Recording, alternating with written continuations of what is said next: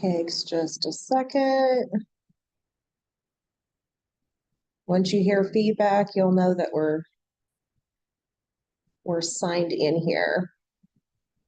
There we are. Okay, I'm going to go ahead and admit Jill.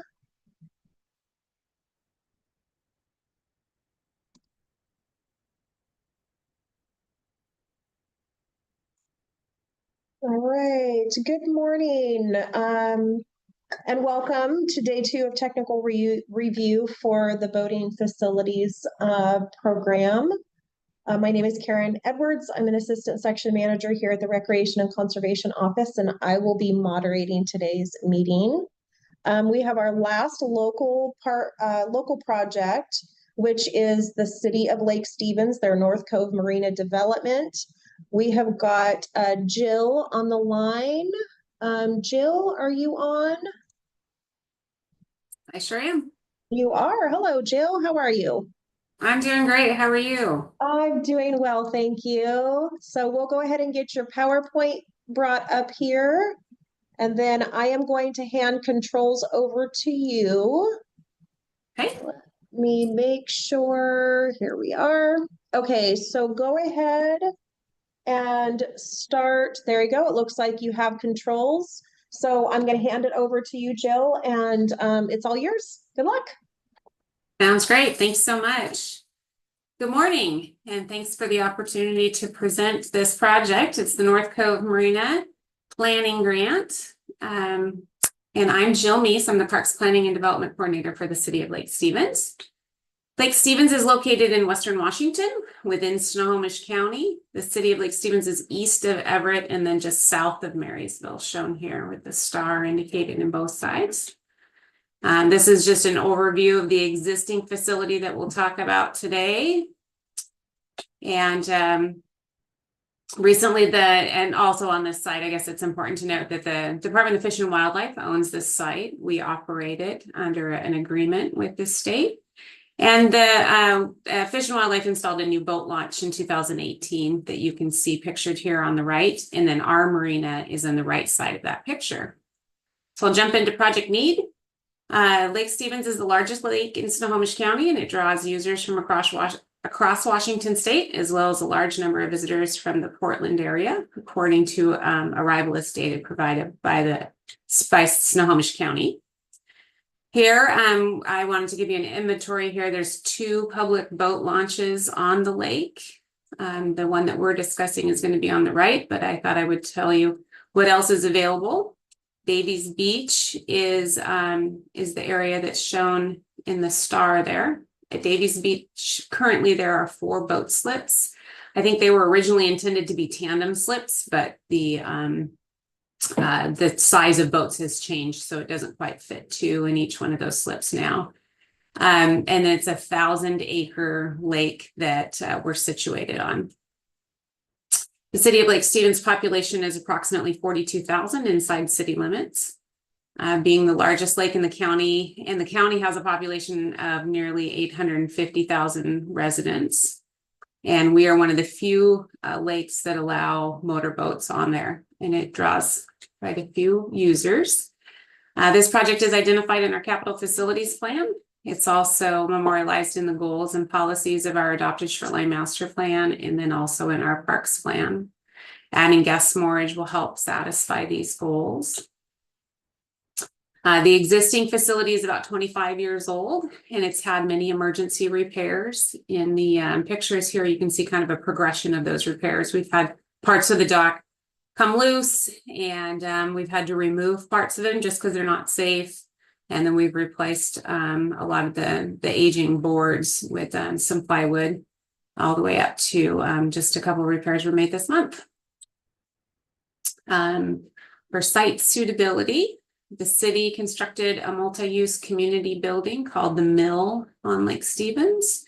It has a large plaza. It's a rental facility and also used for city events. This building was built in 2020 as part of an economic development initiative set forth by the downtown sub-area plan. The goals of this plan are to revitalize the downtown and improve and promote use of the park, and also attract visitors to the downtown businesses. On the right, we see North Cove Marina. In the arrow there, this is the overview of it, and then you'll see North Cove Park to the right of it. And then the launch is also, as noted, right next to the to this site or to this project. This obviously, and it's shown the picture here is the new beautiful boat launch that the state put in.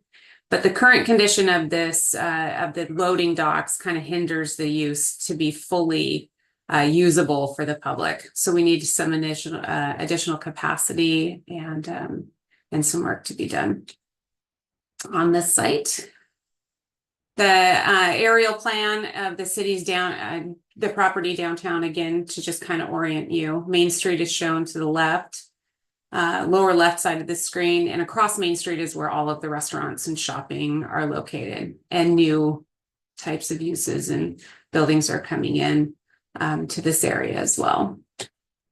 So for planning success, this is a planning effort.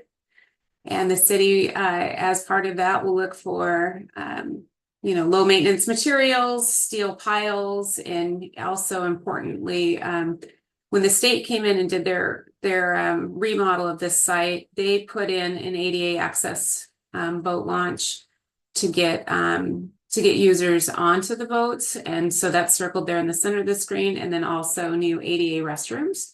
So upgrading this facility and expanding its use will help with get more people to the site of varying abilities.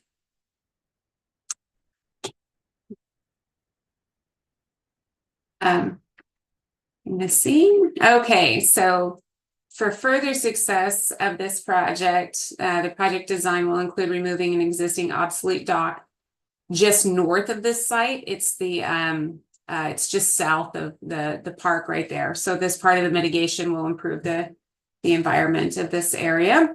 We're also looking at composite decking that's light transparent. It complies with fish and wildlife needs. And it's also been proven successful in our other project sites that the city has undertaken.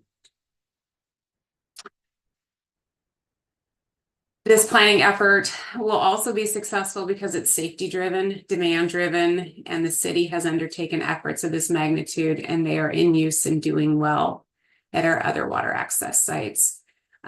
It's important to note we have a lot of water access sites for people to use that are not boating centered. So we have a lot of public docks that along. I wouldn't say a lot, but we have other docks that the city has worked on, but they're not conducive with day use moorage or motorboats. Got forward. We'll jump into sustainability. For ecological factors, this is a low impact design. It aims to use existing pilings where possible to reduce the overall pilings needed. And the aluminum and steel of the pilings do not leach into the lake. They require less maintenance than wood materials. For sustainability, for social and economic factors, this project fulfills a need of increased lake access by increasing the opportunities of recreational boaters to access downtown. It also encourages multimodal transportation to support the economic development initiative adopted by the Downtown Sub-Area Plan. This photo is of a local wakeboarder that uses this lake frequently. The recycled composite decking and low maintenance pilings and framing maximize the lifespan and reduce future operational costs. Number 7 for cost benefit. This planning grant will allow staff to work with engineers and designers to get a project that's with the most boater benefit and will minimize the impact to the environment. This project satisfies the goals by providing increased water access. For Boats on Trailer, this site is on a public launch that was designed to serve boats on trailers. The trailer parking is adjacent to this launch, shown in these pictures here. There's parking both of the lots that are adjacent to that accommodate trailers. For boating experience, as mentioned before, Lake Stevens is the largest lake in Snohomish County and offers a wide variety of recreation opportunities. Lake Stevens has worked with the state and local jurisdictions to preserve the recreational boating use of this lake and plan for competing uses. The public was heard loud and clear, and recreation boating is the #1 use of the lake today. And as such, of course, it attracts a lot of visitors. Here, Lake Stevens, it's shown in the pictures. It has a rich history of water skiing, has a water skiing club that was established in the 1940s and is still active today. The club maintains a submerged water ski course in the same cove that this project is located. The annual Aquafest festival, which is pictured here, these were some of the competitions. They host skiing competitions, and then today now wakeboarding competitions and other exhibitions. As a matter of fact, the picture on the far right is in the cove, that we're discussing where this project is located. So this is the typical summer day now. Lake Stevens has always attracted recreational boating, but each year it increases because of the lake's size and reputation for good motor boating. The majority of users that visit the lake are not from the area as well.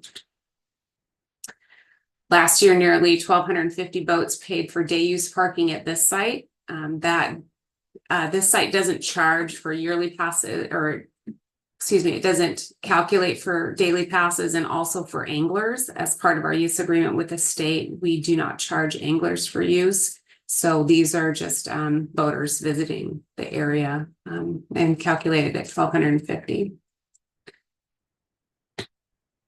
This planning project, I should note as well that the speed limit on the lake is 35, and there's no proposed change in that speed as well.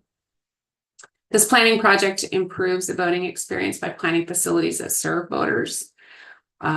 Washington State Department of Fish and Wildlife, the Arts and Parks Foundation, and the Lake Stevens Water Club have written letters of support for this project.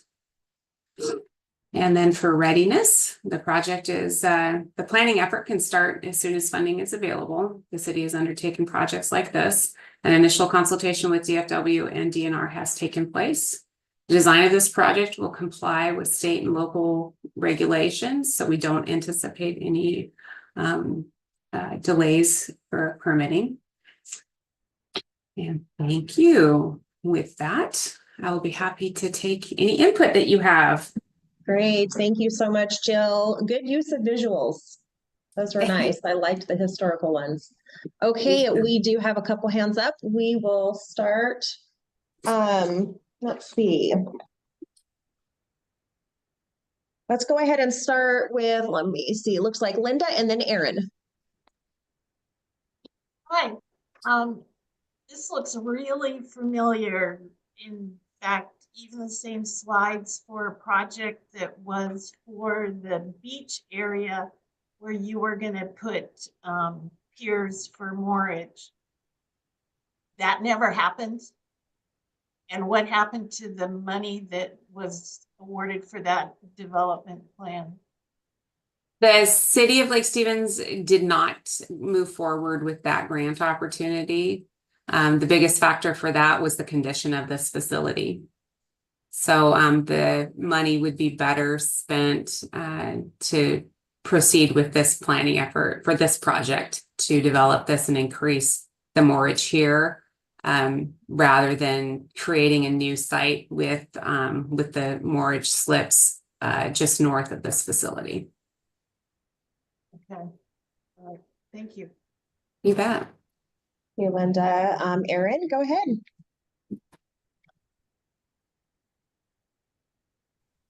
Yeah, thanks, Jill. Thank you for the presentation. I would be curious to know what the population growth numbers are for the area around Lake Stevens. That's information that is interesting to me. I don't need a response on this, but something you might want to consider putting on your next presentation. That and retail sales boat data at fleet data, which you can get through the Northwest Marine Trade Association. You know, some numbers to justify the pressure that's on this facility. More or less. Anyway, that's all I really had. Thanks. Absolutely. Thank you. Great. Thank you for that feedback, Aaron. Any other comments, feedback for Jill for this presentation? Okay. All right. Well done, Jill. Thank you so much. Thank you. See you in February. Sounds great. Bye-bye. All right, so next up, I'm gonna flip to our state slides. Looks like we have got Jolene. Do we have Jolene on the line here? Looks like we do. Good morning, yes. Hello, Jolene. Good morning. I will go Morning. ahead and get your presentation started here, and then I am going to hand controls over to you. Let me find you here. Okay, you should have controls now, so if you want to move your cursor around, I'll let you know when it shows up on this end. Can you see it now? Not yet. Sometimes you have to like click or double. There we go. Yeah, Now we're I about can now. see you. Yep. Okay. So you can Okay, either thank- use, there's little buttons at the lower left corner, or you can use your arrow keys on your keyboard. Okay, thank you. Great. Okay, good Click. luck. Click worked. Okay. Good morning. My name is Jolene Boyd. Thank you for having me present today on the Lake Sammamish Boat Launch Redevelopment Grant application. State Parks is applying for a planning grant from the Boating Facilities Program with the goal of completing environmental permitting and construction-ready documentation by 2027. I'm working on clicking here. There we go.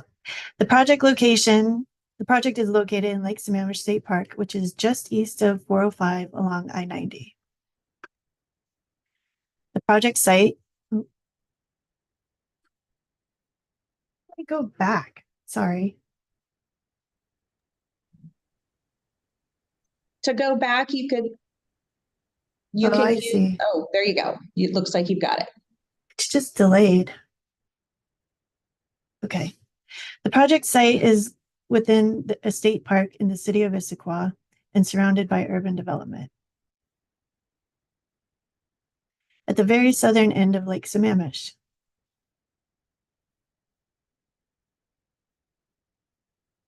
Within Lake Sammamish State Park, the project site is the boat launch area and accessed by East Lake Sammamish Parkway. The project area is outlined in the red rectangle on this slide.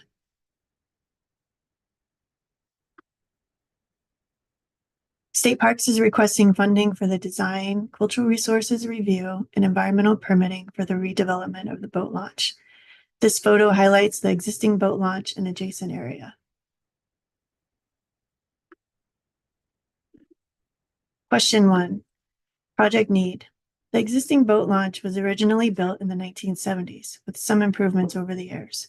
Over the next few slides, I'll discuss why the project is needed, but first I want to highlight this is the only public boat launch facility on Lake Sammamish.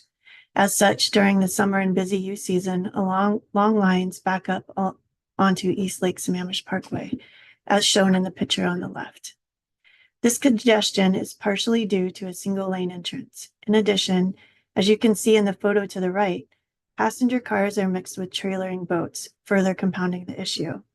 Oftentimes, these passenger cars are also boaters meeting friends or families trailering boats.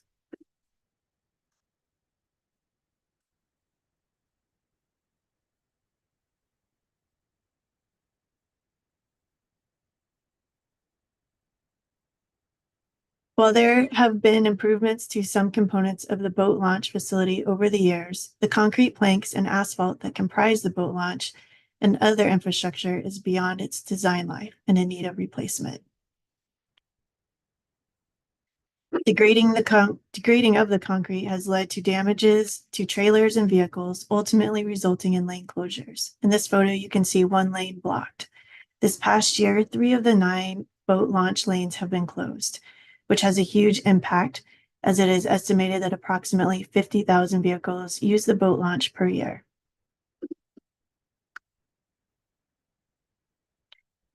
Question 2, site suitability. Lake Sammamish is the 3rd most visited state park in Washington. Since the 70s, it has been a popular spot for boaters and specifically boaters with trailers accessing the lake. Beyond its accessibility and popularity, the project site location is well suited for boating. Project location, including the launch, parking, and circulation, is approximately 12 acres. It is located within a 512-acre state park. The majority of the park's topography, including the boat launch, is flat to the west of East Lake Sammamish Parkway.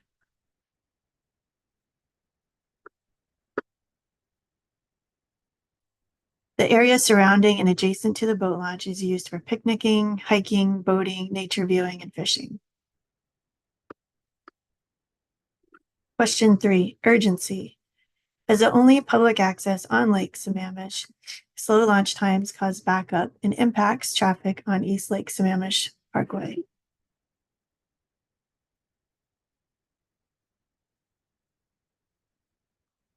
Current infrastructure and placement of stormwater retention areas make the launch approach unnecessarily difficult to navigate, also leading to longer wait times. I want to draw your attention to the lower right of the larger picture on the slide. This is a stormwater retention area located directly in front of the path for launching. This makes driving inconvenient and hazardous with limited sight distances. The design doesn't lend itself to launching and retrieving easily. On top of infrastructure falling apart, issues with design make it difficult to use. Project design. Question 4.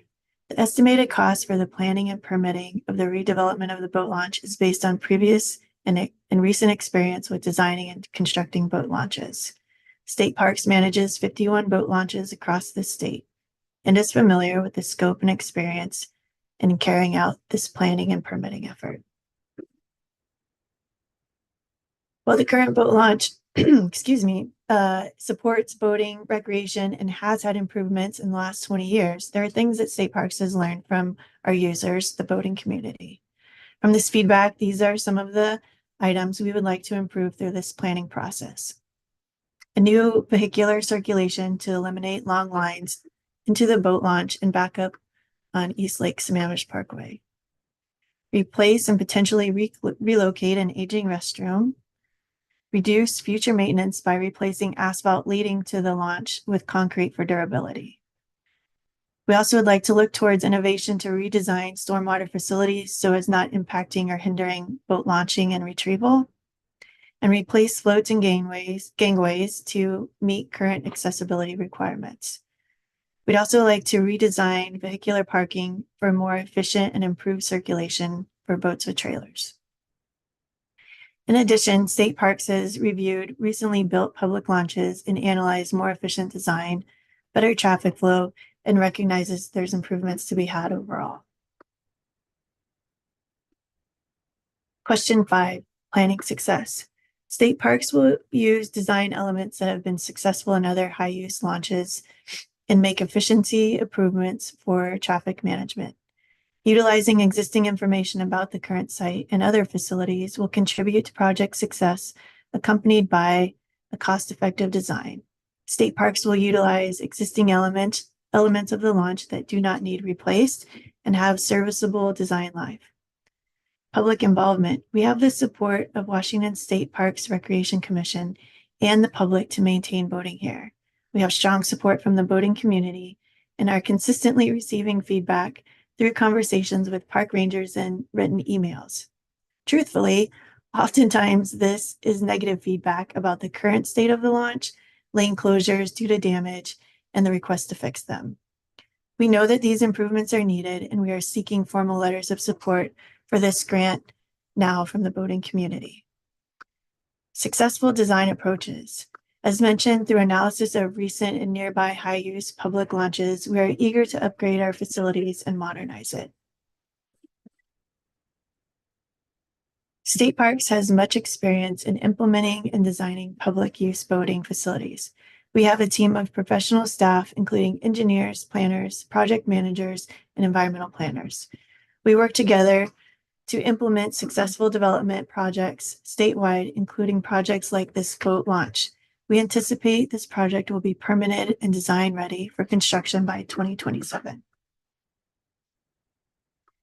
Regarding data, we utilize existing information on our current infrastructure in addition to analyzing existing baseline information from everything from wetlands to the geomorphology of the site, and will identify any gaps during this planning stage.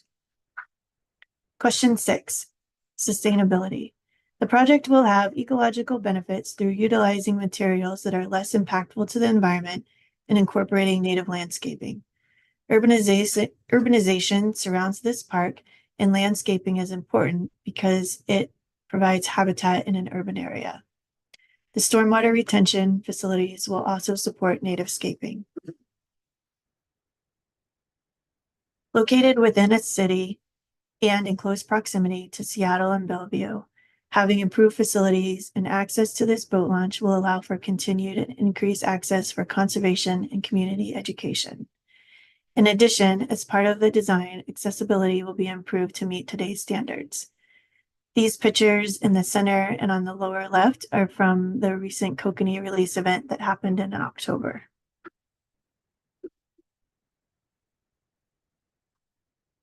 Economic benefits of the project include utilizing components of the boat launch that are in good condition, as well as designing a facility within the current footprint.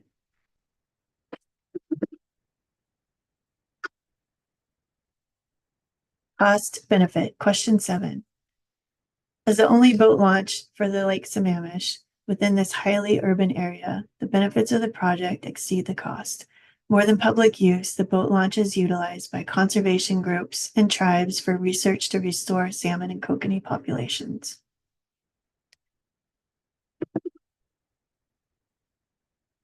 Question 8, boats on trailer. The facility is predominantly used and serves boats on trailers, whether fishing boats, recreation boats, or jet skis. As the only public launch on Lake Sammamish, providing approximately 50,000 launches a year, this boat launch really is critical for boats on trailers accessing Lake Sammamish. Question 9, boating experience. Lake Sammamish has been a popular destination for boating since the 1970s. As a result of this project, boating experience will be enhanced through increased efficiency and access to the launch and more efficient parking.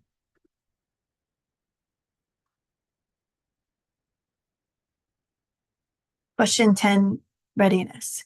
State Parks is ready to implement a planning grant to develop construction-ready plans and secure permits needed for construction.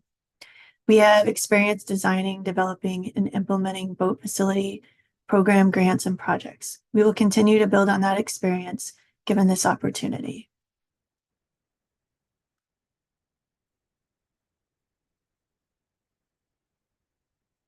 I appreciate your time today and consideration of this grant proposal. Great, thank you so much, Jolene. I did want to let you know you answered criteria number 3 and 4, and those are actually for acquisition and development projects. Okay. So for the final evaluation, you will not need to answer those 2 criteria. Okay. You can just move on from 2 over to 5. Thank you so much. You're welcome, you bet. Okay, Carl, go ahead. Yesterday, Dawn asked how well the state does their presentations. This was probably, in the 8 years I've been doing this is probably the best state presentation I've seen. So well done. Nice use of graphics and photos. Oh, thank you so much. I appreciate that. Great, thank you so much for that, Carl. Okay, any other feedback for Jolene? I think they must all feel the same, Jolene. Well done. Okay. Great. Well, thank Fantastic. you. Thanks If so much, anything, Jolene. yeah, thank you. If any questions do come up or there's more feedback, please let me know and feel free to reach out. Most certainly. Thank you so much. Okay, thank you. Okay, so next up, let's see if we have, it look like we do we have Eric on? So the next up is State Parks' 25-mile boat ramp and moorage floats. I do not see Eric from State Parks on quite yet. Oh, looks like he Looks like Eric may have just popped on.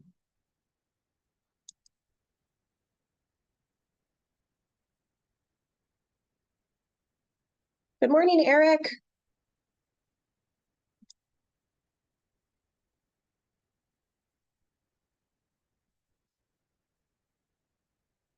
Are you on, Eric? Yes, I am here. Fantastic. Thanks for jumping on early. We happen to be a little bit ahead of schedule, so Okay. you are actually right on time. So Nice. yeah, good timing. I'm going to go ahead and start your presentation, and then I will hand controls over to you. Okay. I will let you know. Got to find you in the list here. All right, now give that a shot. Go ahead and move your cursor around. Looks like I can see it. Let's And see. you can either advance the slides, yep, down below, or using your keyboard. Perfect. That works. Okay, fantastic. It's all yours. Good luck, Eric. Thank you. So my name is Eric Jazik, and I am the Eastern Region Planner for State Parks. And today, hold on, I'm getting a little, it's not going back for some reason. Oh, there it goes. So this grant presentation is for a development grant for 25 Mile Creek boat ramp and moorage floats.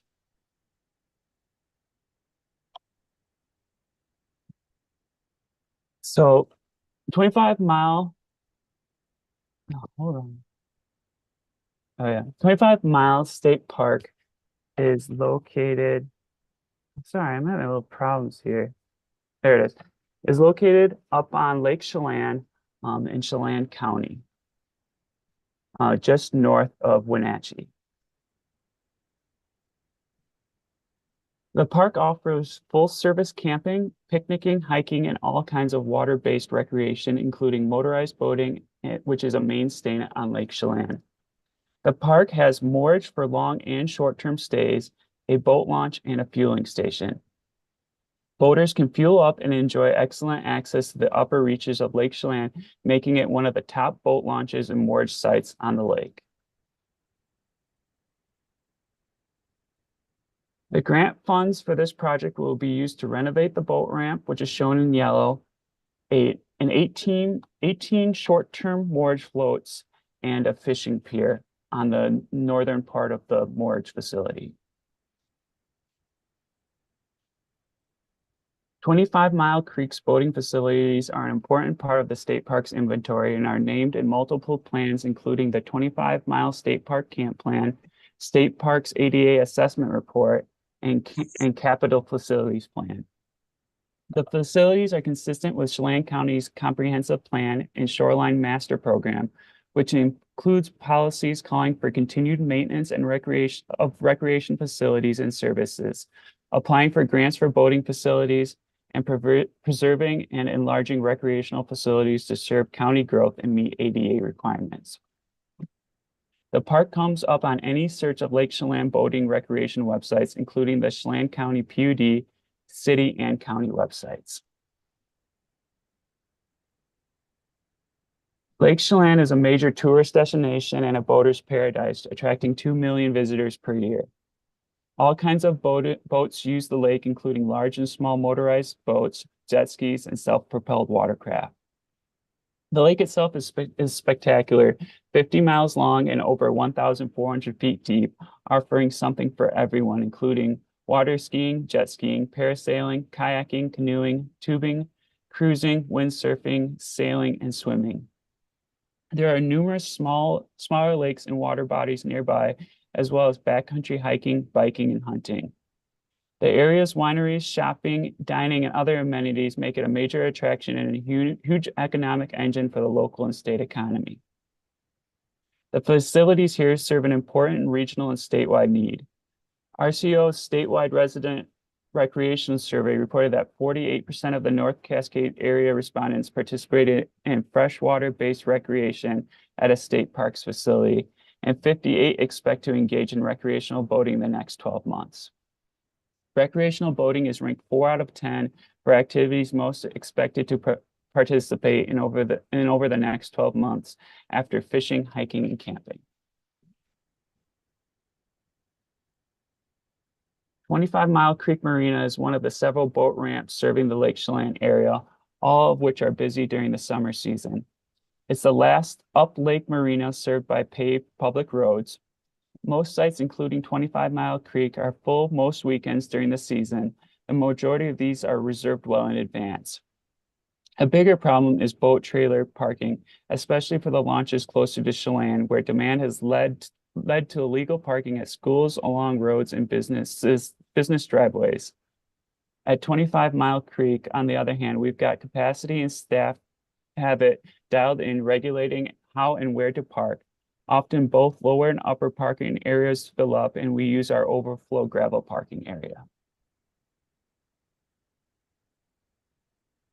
In 2020, 84,000 day use and overnight visitors came to 25 Mile Creek State Park.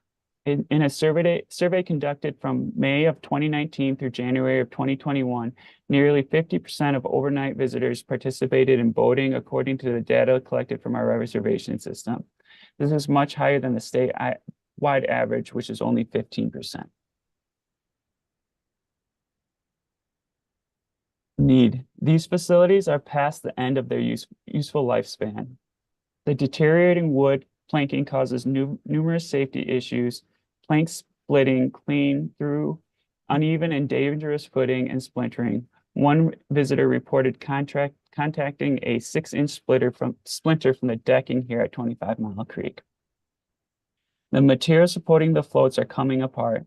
Instead of one solid chunk of foam, the Marine crew has mentioned that it is starting to break up into smaller pieces, compromising their functionality and leading to closures. When the lake level is lower, these floats stop floating and rest on the metal frames, which puts boats at further risk of damage when moored at these sites. This is a close-up view of the common disrepair that requires weekly inspection and maintenance. Replacing deck planes, broken dock connection bolts, tie-off rails, and woody debris removal are all part of regular maintenance burden. Staff spends at least 2 to 4 hours each week doing inspection and Band-Aid repairs, but could easily spend a full day or more depending on the situation. It's a multi-pronged problem. There isn't enough staff or time to devote to keeping them in good shape, and they really can't be kept in good shape because they're so far gone. It's inefficient to cut and paste and cross fingers hoping the worst doesn't happen. Closures often require additional staff, overtime, and or specialized skills like that of the Marine crew, who have been short-staffed also, to come out and make repairs. Larger rehab projects take place in the off-season, but with the current state of disrepair fixes, that doesn't always prove to be successful and are often short-lived. In addition, there is similar deterioration of the wood decking and accessibility issues at the launch ramp.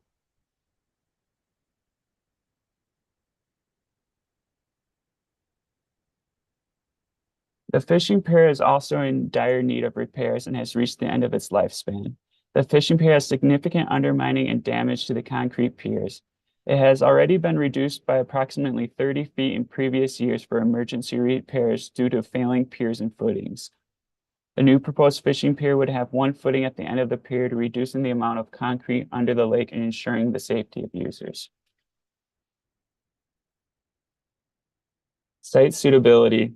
25 Mile Creek is a fabulous spot for a state park with boating facilities. It's right on the lake, it's the last up lake launch and fueling stop, and it serves trailerable boats, which make up the highest numbers of motorized boaters. As I shared in an earlier slide, there aren't a huge number of motorized boating facilities on this 50-mile long lake, and much of the shoreline has been developed or is in a location that can't be developed. And so the chances of seeing the development of new boating facilities is very low.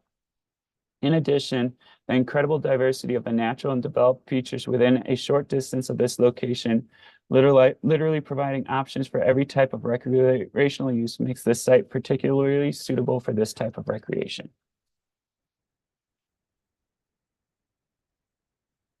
Project design.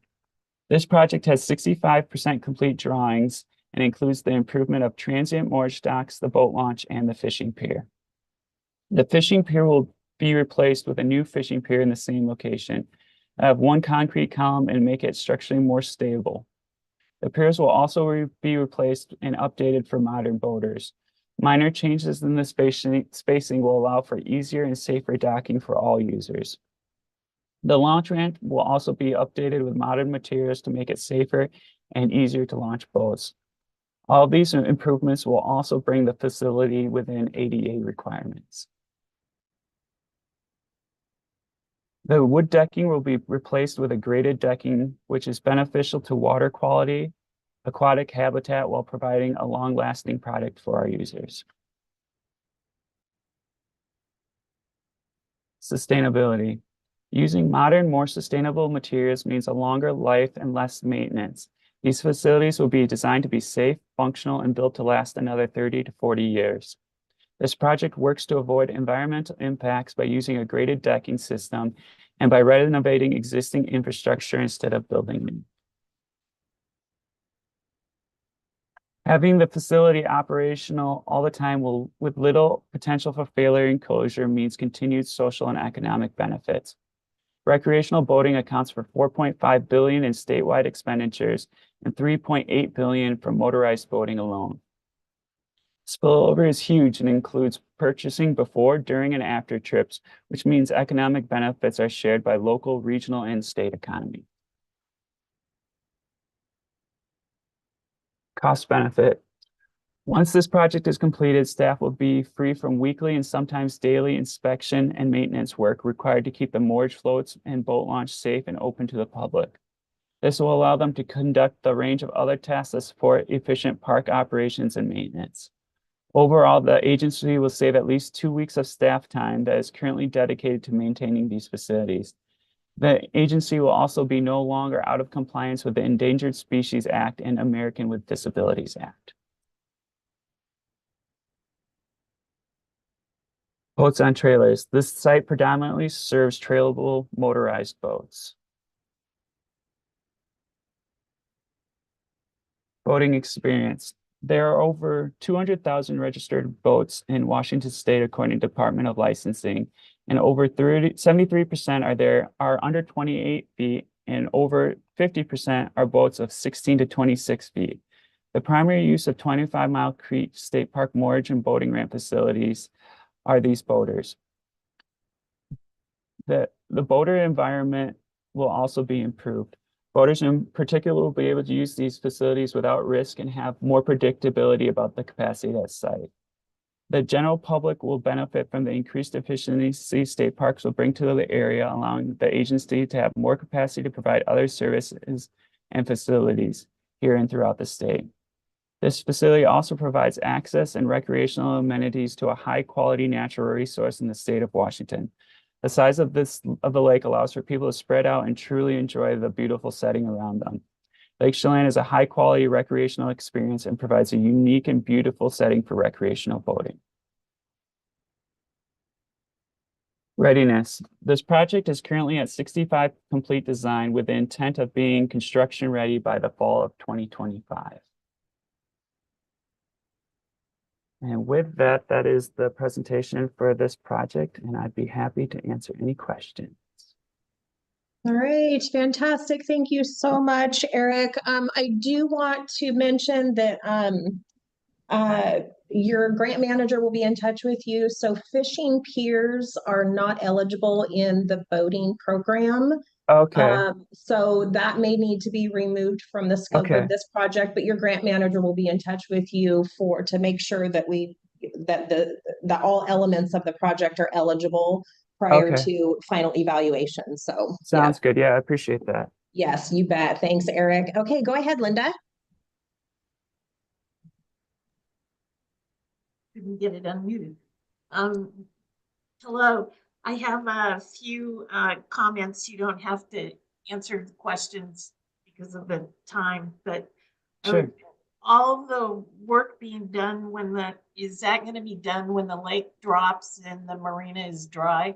Yeah, it'll all be done in the winter, the low water time period. Are you working with the PUD to control the water so that you have a dry spot to do all this construction? That's a good question. I'll have to ask our project manager about that one. I don't know if we'll need to drop the water low enough, or if it'll naturally be low enough at that time of the year. But I'll follow up and I'll be able to provide that detail in the final presentation. Okay, and your cost estimate is a little confusing. You have $410,000 for a boarding float that's 20 feet long and 2 million for 20 moored slips. Is it actually two 20-foot floats at the launch? 410,000 is really expensive. Did you mean that to be 41,000? No, I think, and that was based on the 65% complete design drawings for this project. So I can follow up on the cost of that, but that's where that came from. Yeah, it's really, really high compared to other projects that we've seen. And then your 2 million for your 20 moorage slips. Does that include the finger piers, your ADA gangways, what you call the marginal float against the cement wall, all Yep. the steel supporting structures under the pier and float, the disposal of everything, all the old? Yes, that is correct. Okay, that would be great to see that all broken out on your application. Okay. And then in the application, you said that the exposed metal framework poses a hazard to boats in low water, but it looks like you're putting the same thing in. How will that be different? I'll follow up on that. I think it's based on the design of the new finger piers so that it wouldn't cause any damage to the boats. But I can follow up on the details and include that in the design part of this presentation. Okay, that's all I had. Thank you. Yeah, thanks. Great questions. Thank you, Linda. Okay, any other feedback for Eric on this project before we go to our first morning break? No, just nice presentation. Well done. I like the data slide of use and the pictures were nice. Thanks a bunch. Thank you. I appreciate that. And hopefully I'll have it even more dialed in next time I get to present this project. This is the point of technical review, so Yeah, for sure. These are indeed. great feedback. All right, thank you so much, Eric. Great to see you. Sounds good. I'll be back for 2 more after break. So you Sounds guys good. We'll see you talk to me later about on. it. Thank you. All right, so we are a bit early for our break. Our next presentation is not until 10:15. If Eric is still on, then we could probably come back a little bit early unless everybody wants the full time and come back at 10:15.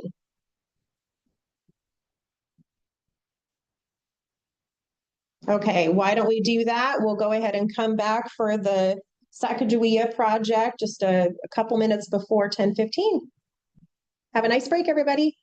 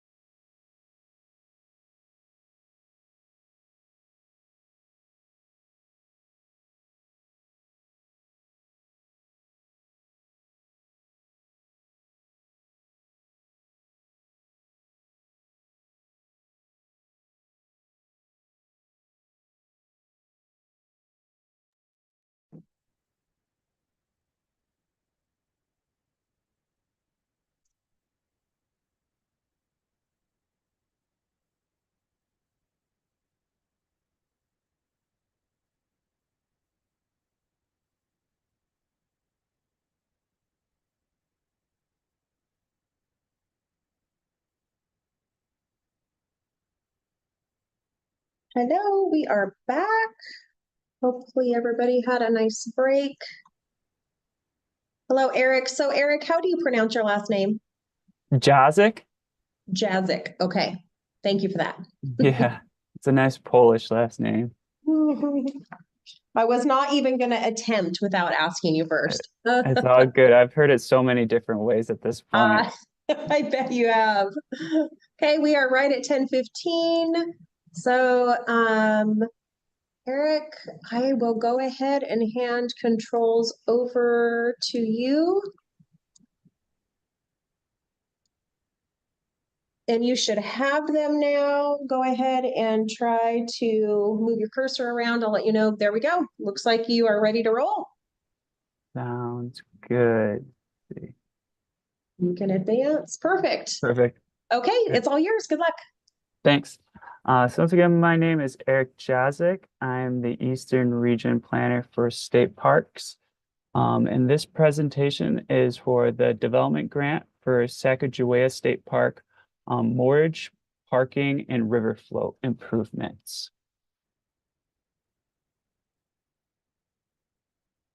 Sacagawea State Park is located within the Tri-Cities city area. It is a 267-acre day-use park at the confluence of the Snake and Columbia rivers.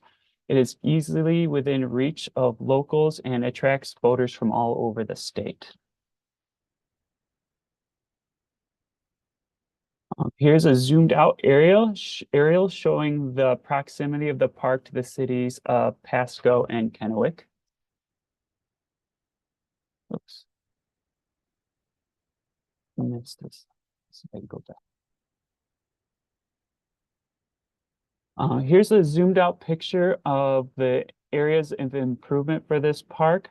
The project includes moorage and parking lot improvements that is circled in yellow, which is considered the boat basin, and then 3 replacements of the river floats on the Snake River, which are circled in blue. Here's a zoomed in picture on the boat basin. This grant will be used to pave the existing gravel parking area and replace the moorage dock. The existing boat ramp is in good shape and not a part of this project. This is an image of the river floats on the Snake River, and there's 3 of them. The majority of the parkland at Sacagawea is owned by the U.S. Army Corps of Engineers. State Park manages through a lease agreement that currently runs through the year of 2041. The park has 9,100 feet of freshwater shoreline and multiple facilities in addition to the boating facilities, including an interpretive center, hiking trails, and picnic areas. The park has 1 water trail campsite, which is accessed from the river. Day-use visitors come by car and boat, often pulling up to use the restroom and visit the interpretive center and other amenities. The grant will be used to pave and stripe the parking lot. The need for this is that it will reduce the need for ongoing maintenance and improve the visitor experience. Currently, the lot requires periodic grading and gravel replacement. And as you're probably well aware, the area gets a lot of high and continuous winds. And as a result, blowing and dust and debris are often the norm and a problem at this location.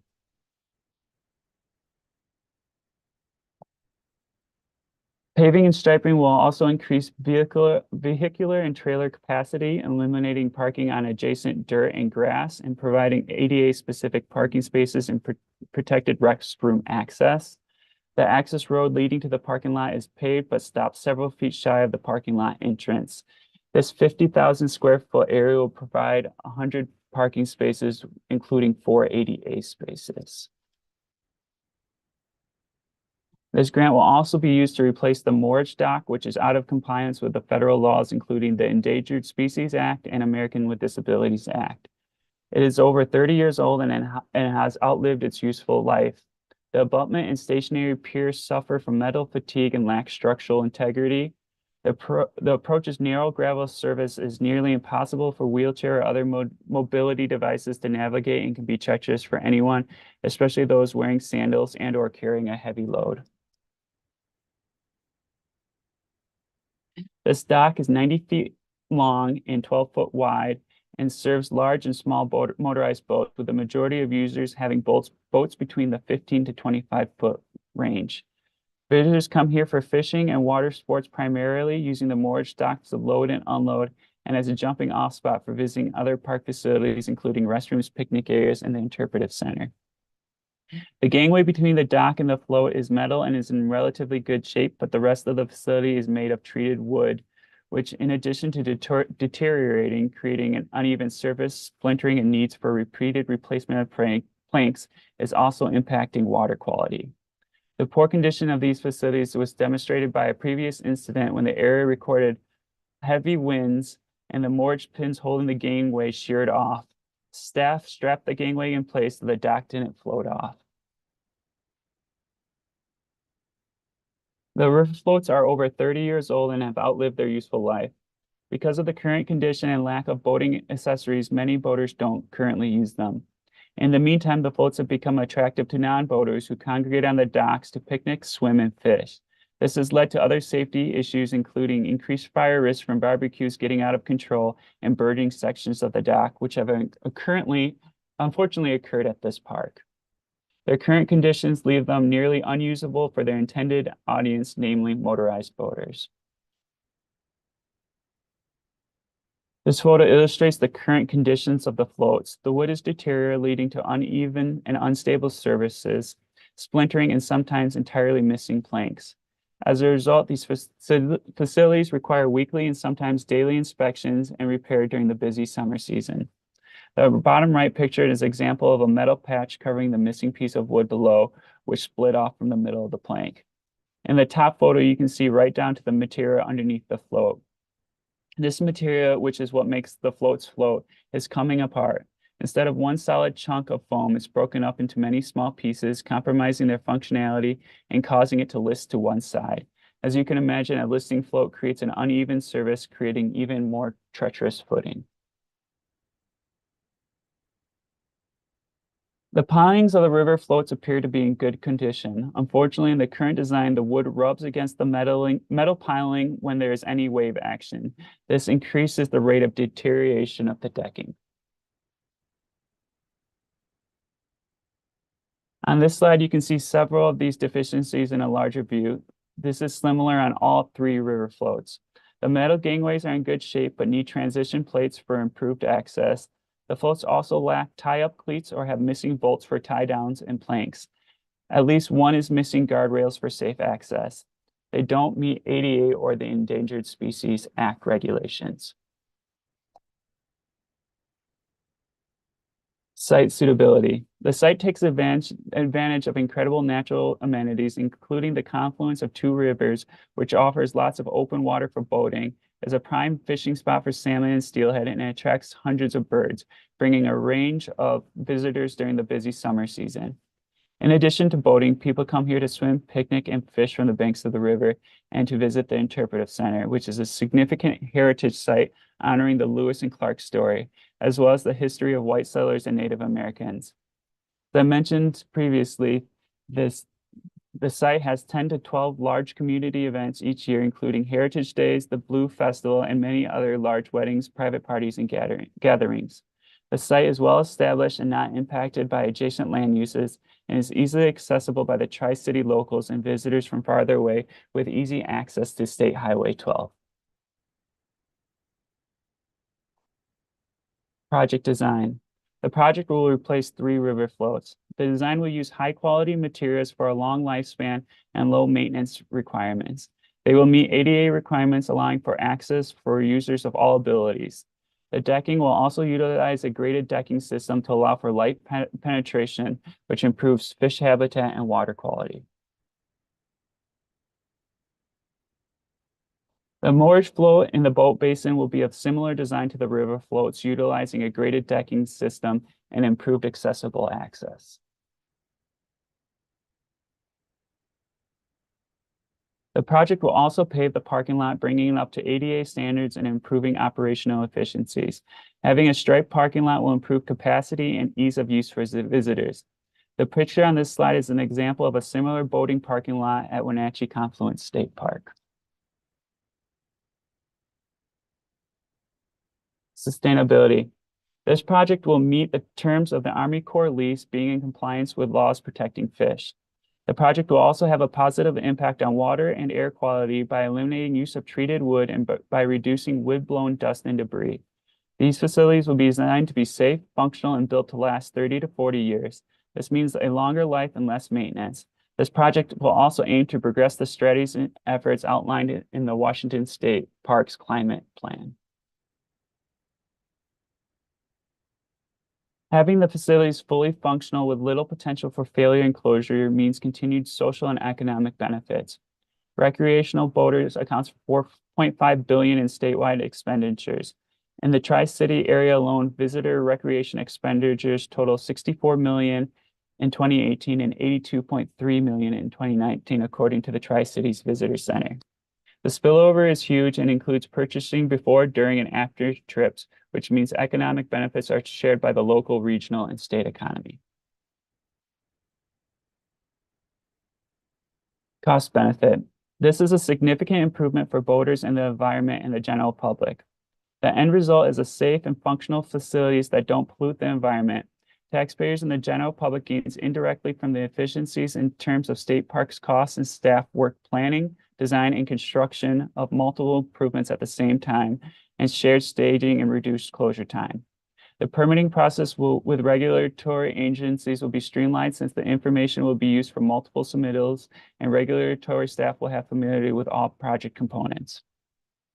But when the moorage dock and the river floats is complete, staff will be free from weekly and sometimes daily inspection and maintenance work to keep the moorage dock safe and open to the public.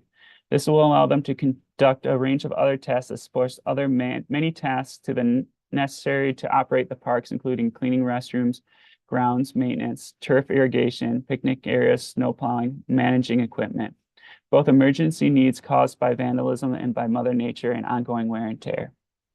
The area manager estimates the ongoing work to manage these outdated facilities currently takes about 2 full weeks of staff time, which will be free in the future for other park activities. The agency will no longer be out of compliance with 2 important federal laws in the existing lease with the agreement with the Army Corps. Boats on trailers. The site predominantly serves trailered motorized boats. Boating experience. There's no lack of boating facilities in the Tri-Cities areas identified on this map from the Tri-Cities Visitor Center website. At the same time, there's no end to demand for boating and water-based recreation, especially with the projected population of the state as a whole to increase within the region. With 300 sun-filled days, water recreation is a year-round activity in the Tri-City areas. These facilities are enjoyed by locals and visitors alike, and improvements will leave customers with a more positive experience. This project will provide expanded capacity to the existing and future users and improve the boating experience for all boaters who will benefit from newly constructed and safer facilities and for those with disabilities. The improvements will increase capacity for the boat launch site and provide direct access to a beautiful area of freshwater in Eastern Washington. Readiness. We currently have a planning grant for the design of this project and are currently in the design process. And with that, are there any questions for this project? All right, thank you so much, Eric. Go ahead, Linda. Hi again. Hey. I have a few questions and comments. This presentation, I know you had the planning grant. I don't really see results from that. I was wondering about schematics from the planning project for your floats and gangway and your paving and your striping and stormwater plans. And you said you hired a design consultant. Was that just recently? Yeah, this project was a little bit designed through the delayed through the design process. We had 2 separate projects that were originally planning grants, and we had to combine those 2 to have them all under one contract. So kind of as part of that process, it delayed the design process. So we are still in the pretty early stages of design for this one. So the money you got for both is combined all into one lump sum now. Yep, that's correct. Okay, and so without a real design, I'm wondering how you're getting your cost estimates. You have 960,000 for 3 boarding floats at 120 feet. So I'm thinking you're having 2 floats at each of the 3 locations on the river.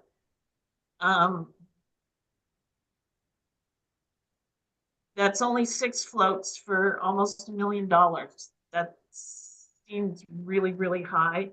And then Okay. your 840,000 for your transient moorage in the boat basin. What does that include? The pier from the shore to the gangway and the floats, or only floats?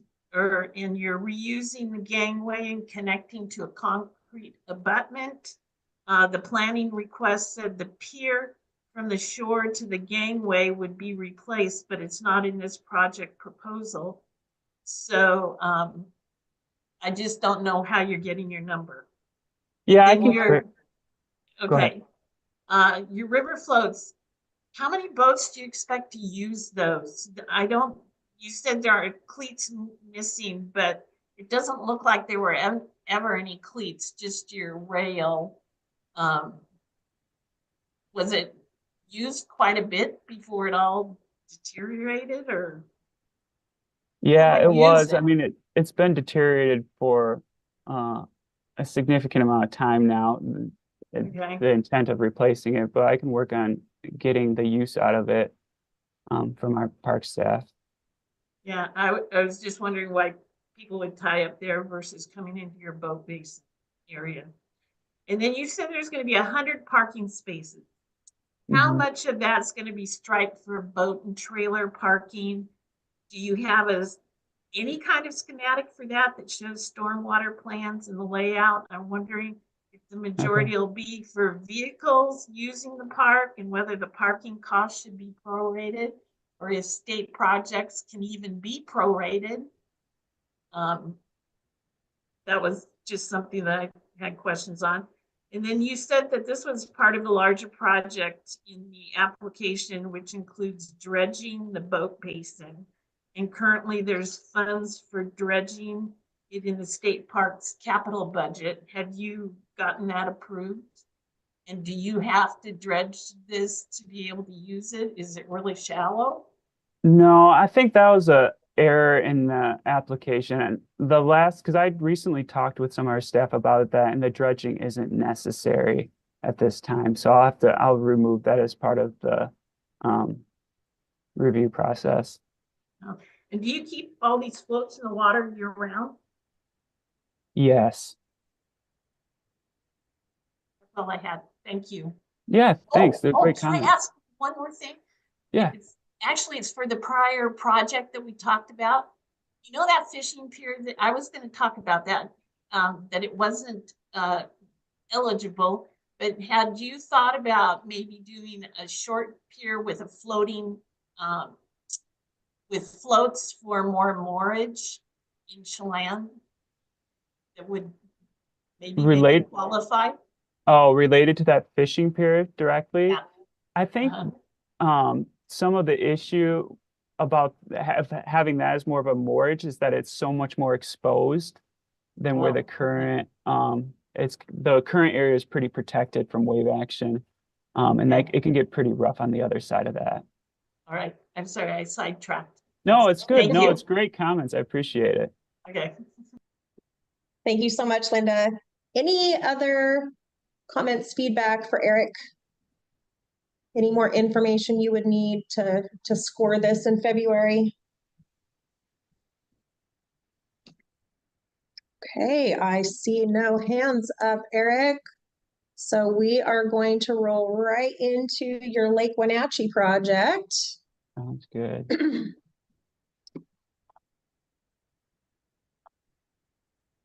And let me get you controls. All right, you should have them now. Eric, go ahead and give that a try. Okay, I can see your cursor. Let's see. Looks like you're ready to go. Yep, perfect. Okay, Thank you. good luck. So this is a development grant request for Lake Wenatchee State Park launch improvements. Lake Wenatchee State Park is located on Lake Wenatchee and is one of the state's crown jewels that sees over 350,000 visitors a year and is home to many different types of recreation. The state park owns and manages the only improved boat launch on the lake, and it is one of the primary types of recreation and at the park and on the lake. Boaters from all over come to water ski, wakeboard, or fish for the lake's prize sockeye. Located in Chelan County in the north central Cascades, Lake Wenatchee is approximately 2,400 acres in size and is a reasonable hour-and-a-half drive from the Puget Sound area. From the Wenatchee Valley, it takes only about an hour and is located just 5 minutes off Highway 2 and one of the 3 major pass routes between the Puget Sound and eastern Washington. The state park provides easy access to the lake and attracts visitors from all over the state. This amazing park is divided into 2 main areas separated by the Wenatchee River. The north side is primarily a natural area offering trails and camping.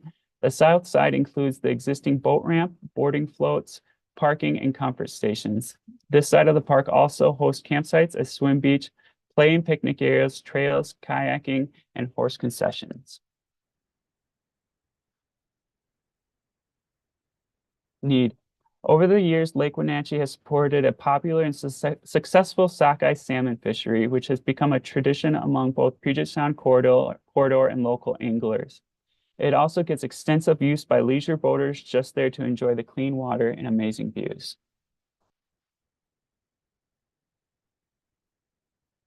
Unfortunately, this 2,400-acre lake has only a 1-lane boat launch situated on the west end of the lake near the headwaters of the Wenatchee River.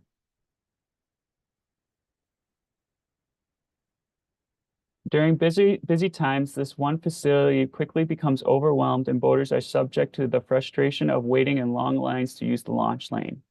The backup of vehicles has also put a strain on campers already present in the park, as fishers arriving very early in the morning have a tendency to wake up sleeping campers. This disruption led to the staff-created temporary sign reminding fishers to shut off engines while waiting in line.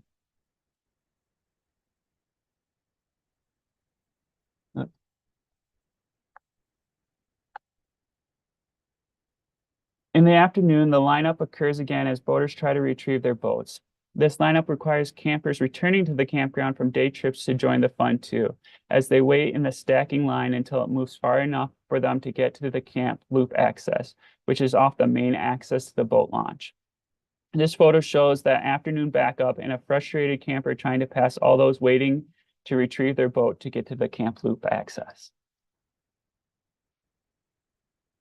Parking is also insufficient. There are currently 2 small parking lots available immediately adjacent to the existing ramp. During moderate to heavy use, these spots quickly fill up, which requires boaters to use the 3rd parking lot known as the overflow lot, which is unimproved. This lot is a gravel and has no striping, requiring staff to man the parking area to facilitate parking, pulling them away from their normal park duties. When this lot is in use, it can accommodate several trucks and trailers, providing they park efficiently. Unfortunately, since it's not paved or striped, users have a difficult time parking efficiently by themselves, requiring staff assistance. The photo on the right shows parking with staff assistance. The one on the left shows how people park without staff assistance, regardless of the signage we have provided.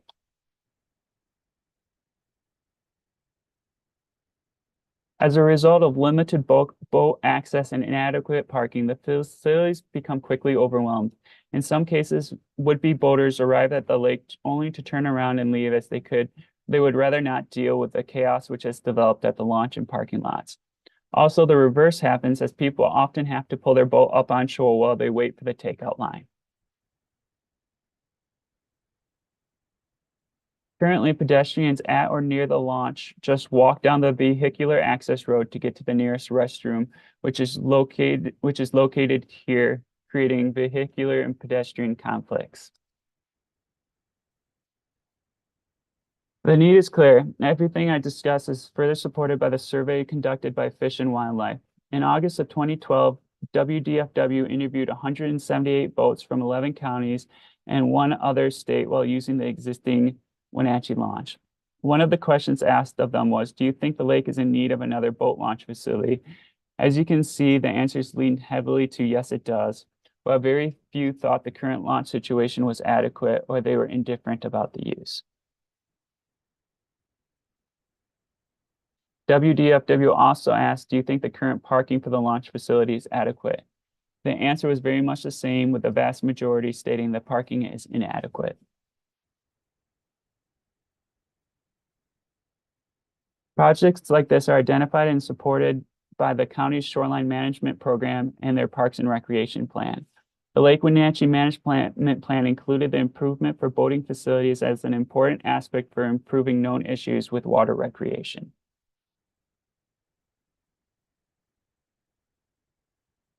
As you can see, the lake is located near a large road and trail system, as well as small residential communities such as Plain and Leavenworth, only being 25-minute drive away. Furthermore, there are 3 gas stations and access to groceries located within 10 miles and some less than a mile. This picture shows where the new ramp and floats will be located. As you can see, the grade is already essentially established and there's plenty of room to accommodate the new ramp and floats. The grade is perfectly suited for the ramp, and the soil conditions are a known factor based on previous work on the existing ramp. The park already has infrastructure to accommodate the new ramp, resulting in improvements and upgrades rather than a large capital required for a new undeveloped site. The state owns the land all around the launch, so there shouldn't be any conflicts, and the park's internal zoning aligns with the current and proposed use. The popular sockeye fishery, amazing scenery, and incredibly clean water make this lake a popular attraction. You only need to visit the park on a summer day to understand that this new ramp and associated improvements are needed and will be well used.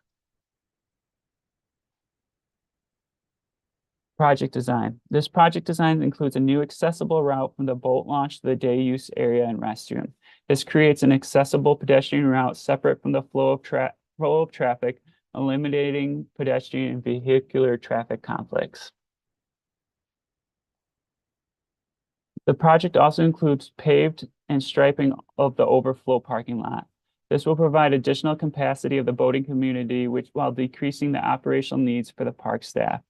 This park will include accessible parking spaces and accessible access to the restroom adjacent to this parking area. Project will also include the development of a new launch lane. This new launch lane will double the capacity of the launch ramp, in turn decreasing the wait time for boaters and improving the park's functionality as a whole. The development of this project solves what was described as the need and is beneficial for all park users and boaters.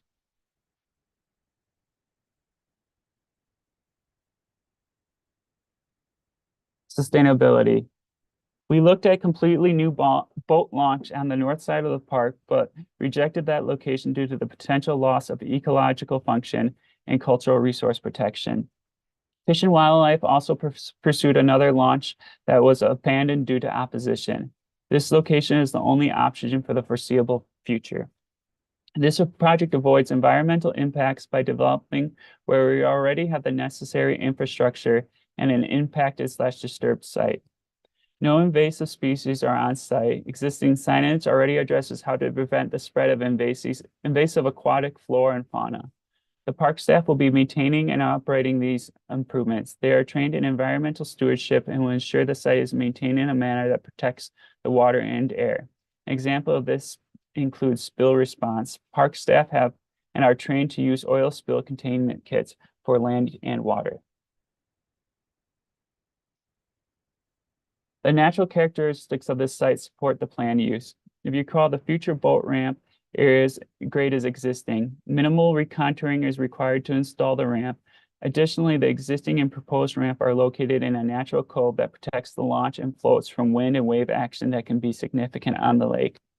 No new breakwaters or wave attenuators are necessary. For the planned use of this site, we expect to go beyond the required permitting and mitigation requirements to the extent that funding allows. Environmental stewardship is part of our mission, so we're always looking at ways to minimize impacts. All materials will be the highest quality we can afford in order to provide the most longevity and lowest maintenance. Any mitigation required for this project will be done within the state park boundary.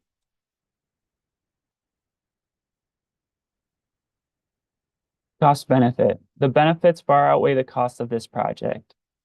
This project reduces the burden on staff and operation, enhances the boating experience for boaters by allowing them to launch and retrieve their boats quicker, provides ADA access to restroom facilities, enhances the experience of park users that are there for everything else also, improves parking efficiency and capacity, and finally, by installing the ramp in an area that has already been disturbed, it preserves pristine shoreline areas around the lake. Boats on trailers. The improvements for this project are primarily centered around trailerable boats.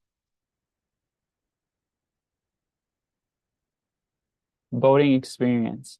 In addition to the fishing opportunities and other lake activities such as water skiing and kayaking, the 2,400-acre lake offers boaters access to many wildlife and scenery viewing opportunities. Lake visitors have vast scenic views of the surrounding mountains and commonly observe wildlife including osprey, mule deer, bears, and many species of waterfowl while on the water. Although this lake has much to offer, a quality boating experience starts at the ramp. As mentioned previously, comments and complaints have been received regarding the presence of only one designated boat launch facility at Lake Wenatchee and the lack of efficiency it causes during busy periods. Park staff have witnessed people turning around and leaving the lake instead of dealing with the long wait times. A wait of 40 minutes or more to launch is not uncommon. Boat speeds will not change and the improvements will only enhance, not degrade the experience on the lake. This project is currently at 60% design and is estimated to begin construction fall of 2025. And with that, that is the end of this presentation. I'd be happy to answer any questions. All right, thank you so much, Eric. We will go ahead, Linda.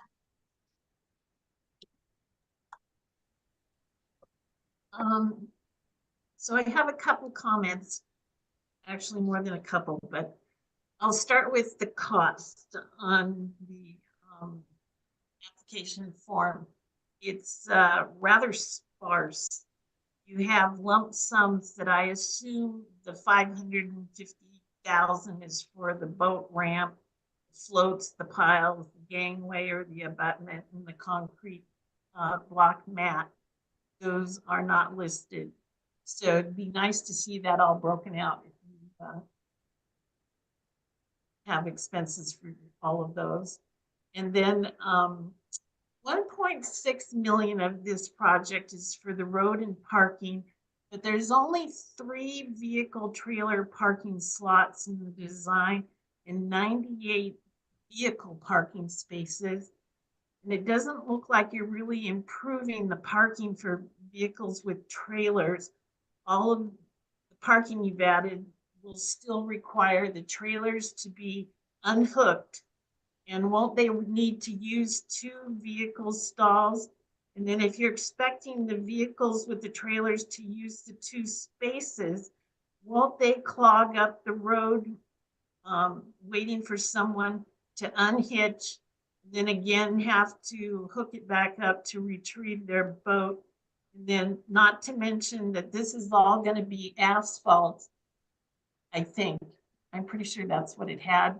And it's a sloped roadway. So won't you have trailers rolling around? It'll be easier for everybody. Will be looking for rocks to stop for wheel stops if they don't have chocks. Everybody will need locks. And then what if you don't have 2 parking slots next to each other? Do you push or pull your trailer to an open one?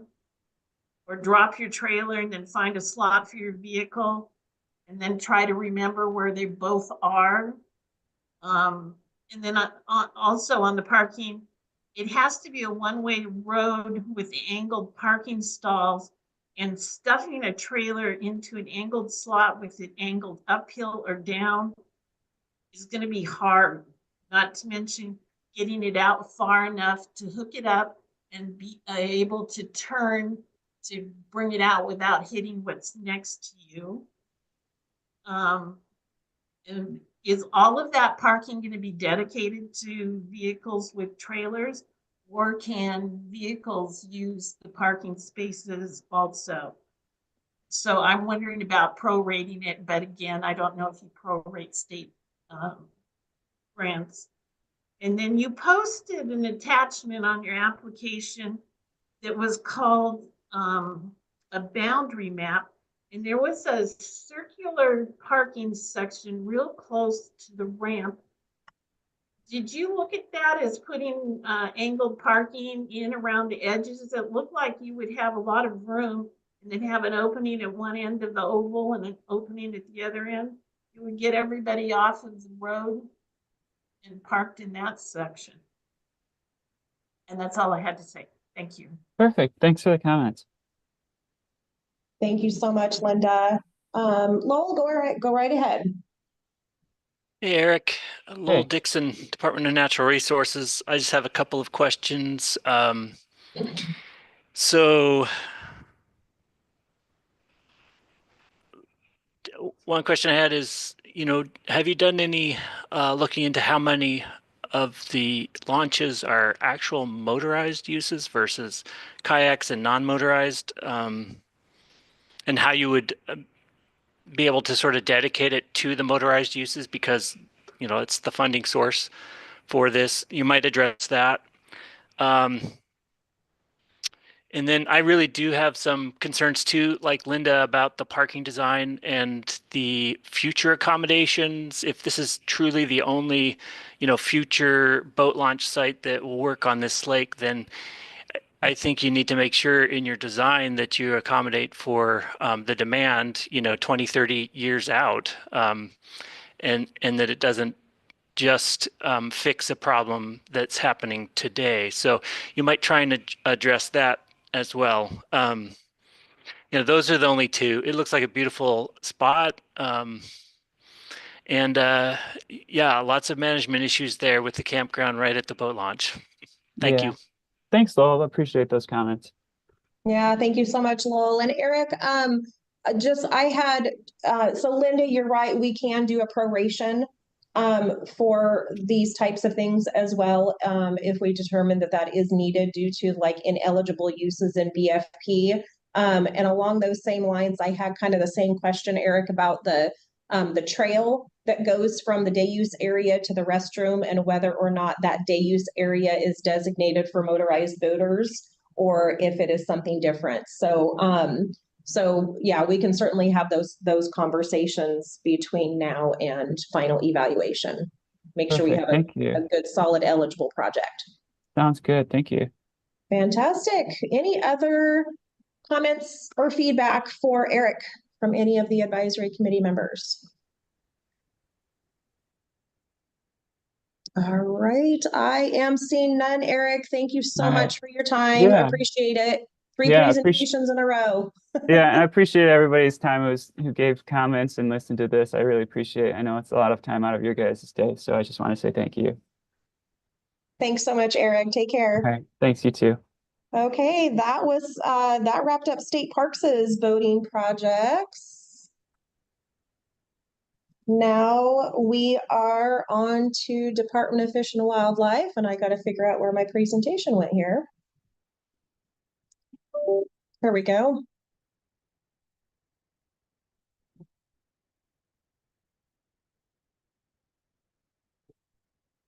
All right, can you see my slide here with the schedule? Great, thank you.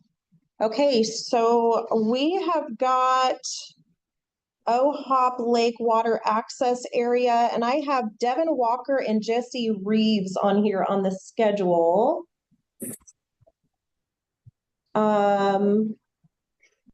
Devin, are you the one doing the presentation? Should I hand controls over to you or to somebody else?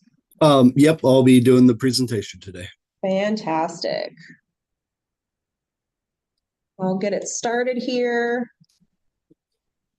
And then I will hand controls over to you. Let me find you here.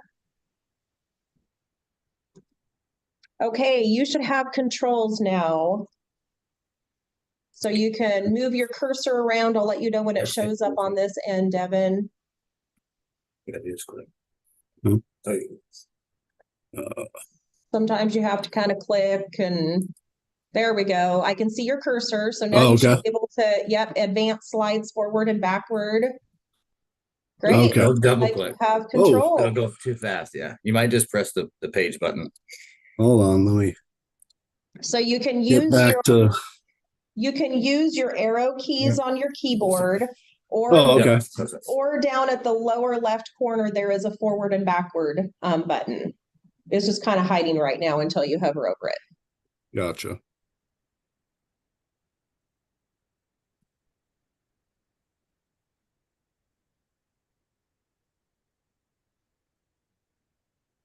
Lower right corner.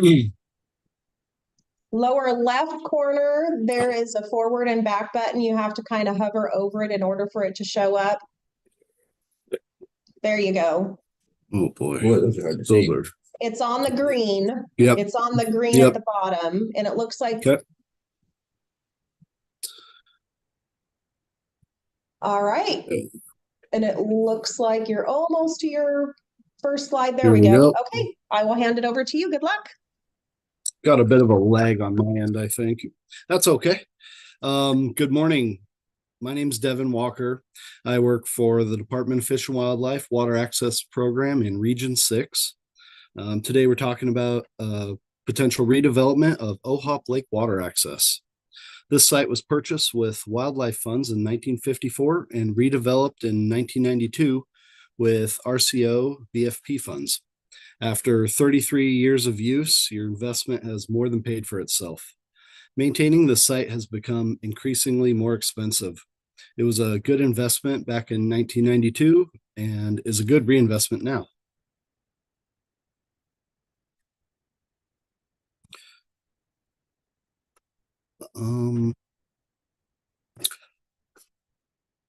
This is a overhead shot of the OHOP Lake water access. This is located in Pierce County. It's a rural location a mile north of the city of Eatonville. But you can, let me see here. Oh, here we go. Located a mile north of the city of Eatonville. You can notice its proximity with larger populations and JBLM. Many times when speaking with visitors, they're from these areas. As population grows, so has the need for better accessibility.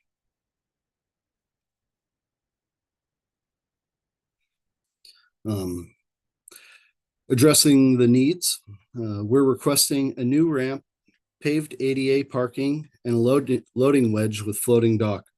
Currently, the ramp is continuously being repaired and has outlived its expected lifespan. The ramp, although functional, is somewhat difficult to back down. Additionally, there's very little staging area once the boats are launched. This vehicle is not an uncommon sight at OHOP and emphasizes the need for restructuring of the ramp and its approach.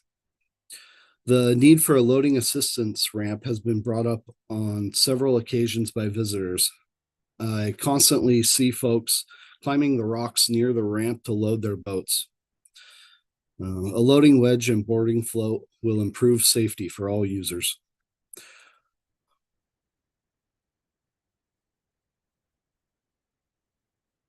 Ramp is due for replacement.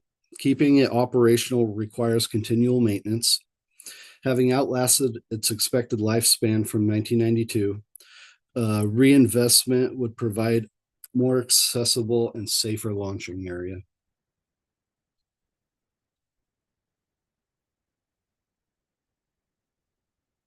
Regarding the restroom, it's outdated and has a narrow entrance, no longer meeting ADA standards. You can imagine trying to use a walker or wheelchair when nature calls at this site. A new CXT style restroom will bring us into compliance and provide better aesthetics and superior accessibility.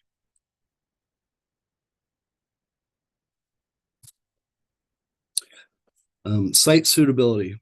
This is a 5.6 acre parcel in the OHOP Valley of Pierce County. The usable access area is 1.6 acres, leaving 4 acres of natural habitat. The continuation of Ohop Creek on the southern edge flows into the Nisqually watershed. Ohop boasts many species of native fish and is regularly restocked with trout by Washington Fish and Wildlife Hatcheries. The agency has maintained this site for 70 years. All construction will be contained within its current footprint. With minimal ground disruption, we can create a far better access for the underserved communities.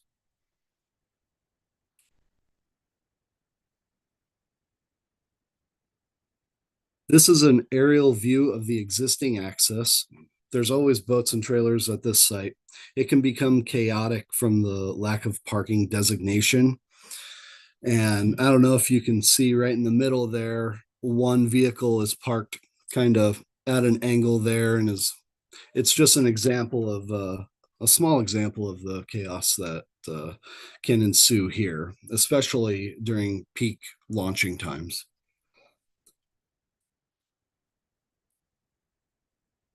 The total grant request is $890,000. Superior ramp design and armoring will reduce maintenance costs for decades to come. The scope of this project will consist of a CXT style restroom in a new location. Paved parking for 3 trailers and 10 vehicles with wheel stops will be added. ADA parking for trailers and vehicles will now be paved and closer to the restroom.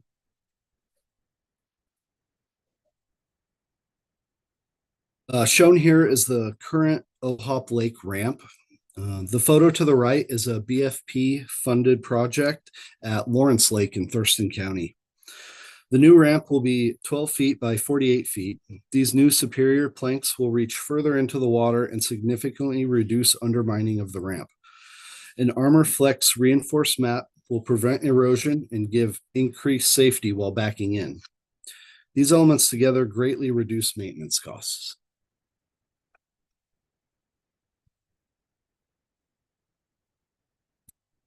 The current restroom will be removed and replaced with a CXT style ADA compliant facility. With a new location, it will have paved ADA accessible parking adjacent. These restrooms are far more user friendly to all of our visitors.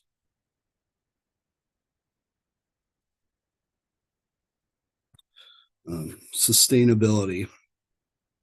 As shown from the aerial view, this site has native vegetation that helps to reinforce bank stability. This buffer will be used to plant more native shrubs and trees. The natural boundary helps to keep sediment and pollutants from reaching the lake and the connecting water systems. The project is designed to keep much of the parking area graveled and has ample room for growth. Superior construction materials will almost eliminate future maintenance costs. Local manufacturers and recycled materials will be used in this redevelopment. Construction will utilize the existing infrastructure to improve overall functionality and minimize new soil disruption.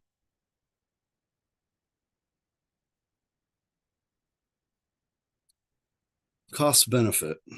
This redevelopment would stimulate local economy with purchases of fuel, boating and fishing supplies, as well as food and safety equipment. Using anonymous cell phone ping data, we can tell where most of our visitors come from. 86.5% are from urban areas in Pierce County. With improved accessibility and Ohop Lake's proximity to populated cities, more boaters will be drawn to Ohop. This lake also has many residents living on the shoreline. Most use our launch for recreation and waterside repairs to their property. The redevelopment will all be done within our agency. They are highly efficient and have done these renovations many times. The new restrooms are purchased from a local company, keeping grant money within our Washington economy. New planks for the ramp are also made in-house. These superior planks have almost eliminated the need for additional maintenance, saving huge amounts of time and money. I believe with improvements like these, the cost benefit is found in its sustainability.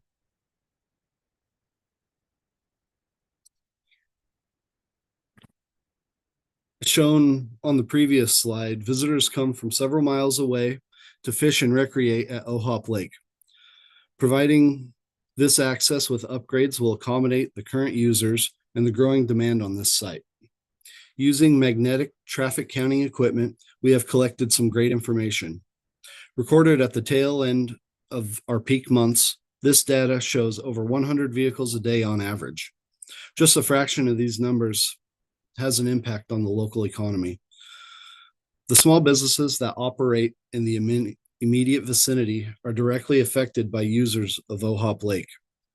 These proposed improvements will help protect the environment, reduce maintenance costs, contribute to the local economy and WDFW through license sales, all while directly addressing the needs of the underserved.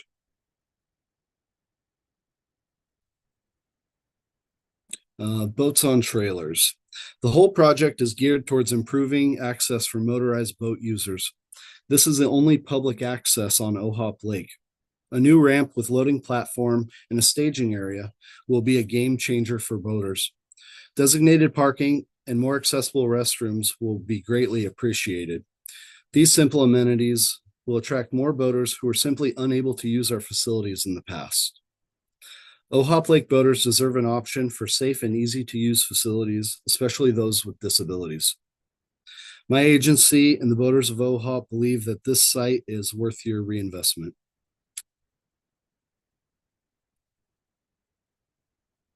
Boating experience. OHOP offers a boater-friendly experience. Unlike other nearby lakes, OHOP has minimal hazards like logs and deadheads. It provides the region with safe and easy boating opportunities for recreators and anglers alike. This site is open year-round and provides the public with opportunity for fishing and boating in every season. OHOP covers 218 acres and is in the foothills of Mount Rainier. It boasts rich waters with beautiful scenery and wildlife viewing opportunities. Often you get to see the resident bald eagles soaring overhead looking for their next meal. It's a quintessential Pacific Northwest lake and a perfect example of everything our region has to offer boaters. With these proposed upgrades, boaters won't think twice about the ease of use. When planning a trip on the lake, the last thing you want to worry about is accessibility or potentially damaging equipment due to inadequate facilities. The memories built out on the water should be the only thing they remember at the end of the day.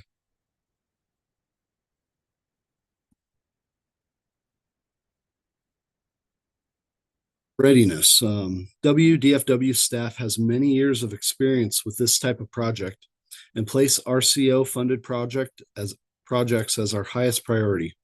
We're ready to start once funded. The estimated completion date is in October 2027.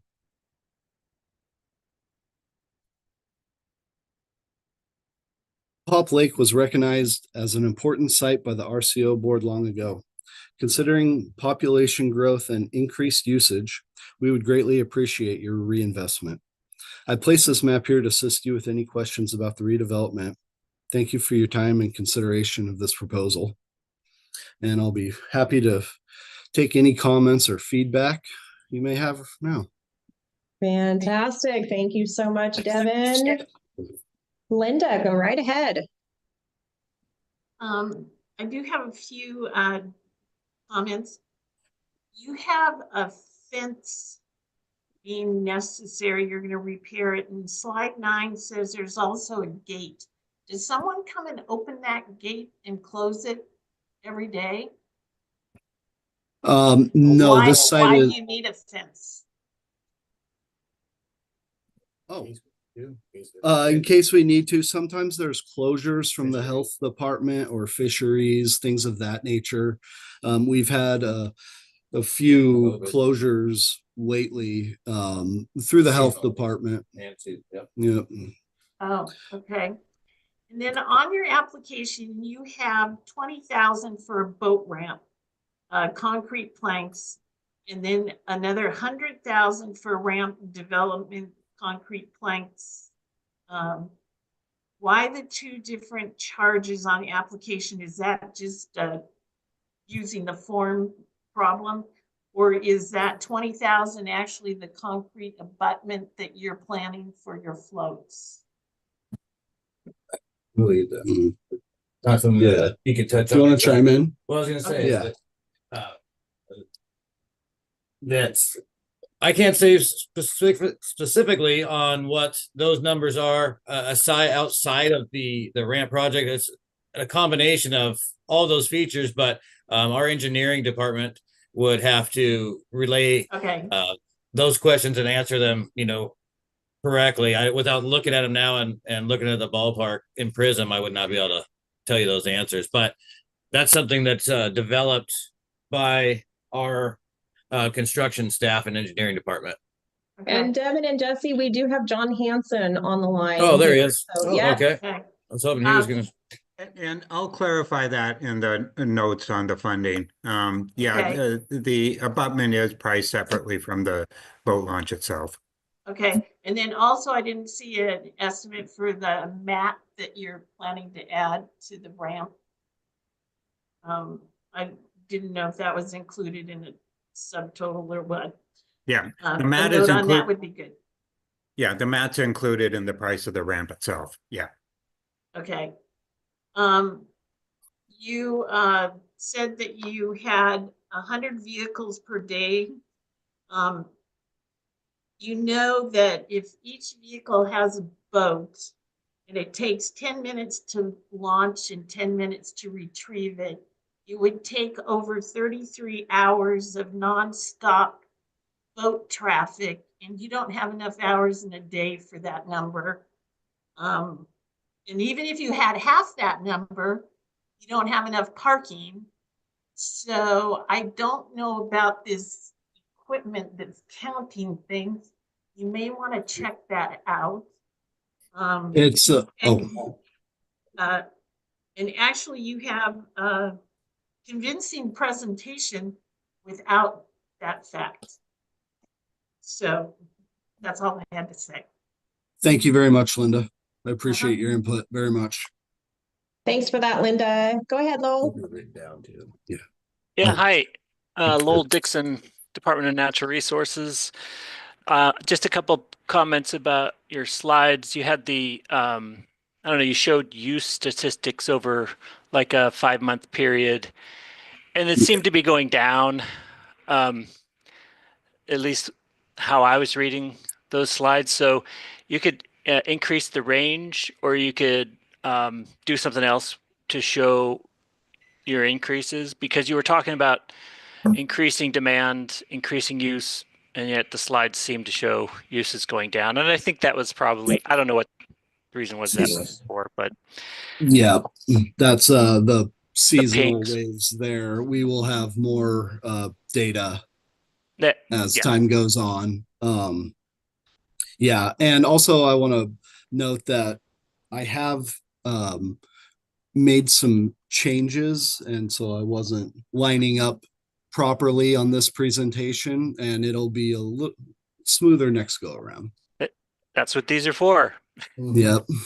One other question I had was about the stormwater mitigation for any of the paved area.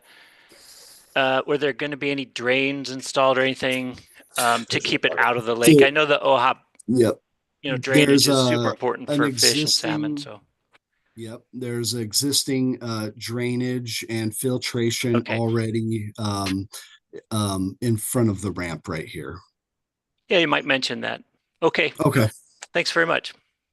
thank you. Appreciate your input. Thank you so much, Lowell. Any other comments, suggestions for Devin between now and final evaluation in February? I have one question just out of curiosity, Devin. Do you guys plant this lake?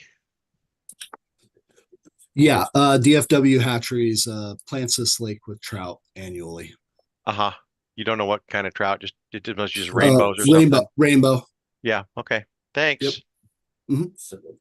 Thanks, Eric. Go ahead, Kate. I just wanted to say nice work on your presentation, Devin. I do communications work and I appreciate your attention to detail in the budget for signage and everything. So say good job and definitely keep that in. Thank you. Thank you very much, Kate. All right, any last comments or suggestions for Devin? All right. I see Thank you none. for your time, everyone. Thank you so much, Devin, Jesse, and also I think John is still here. Thank you, John. All right, and we are at another break here, 11:15. Our next presentation is at 11:30. So have a nice break, and I will see you in about 15 minutes.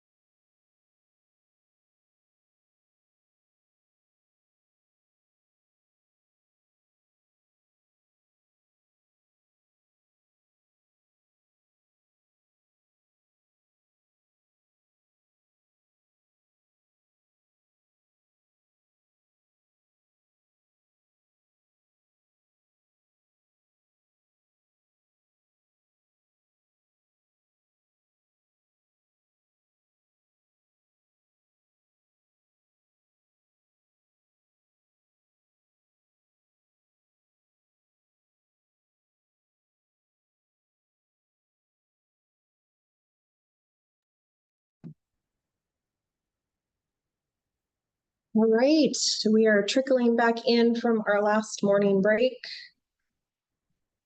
I see we have Lisa Kaufman on. Good morning, Lisa. Good morning.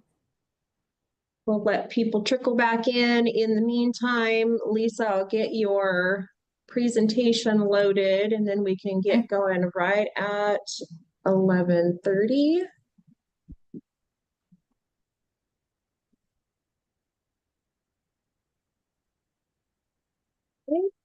So Lisa, I'm going to go ahead and remote control over to you. Let me find you here.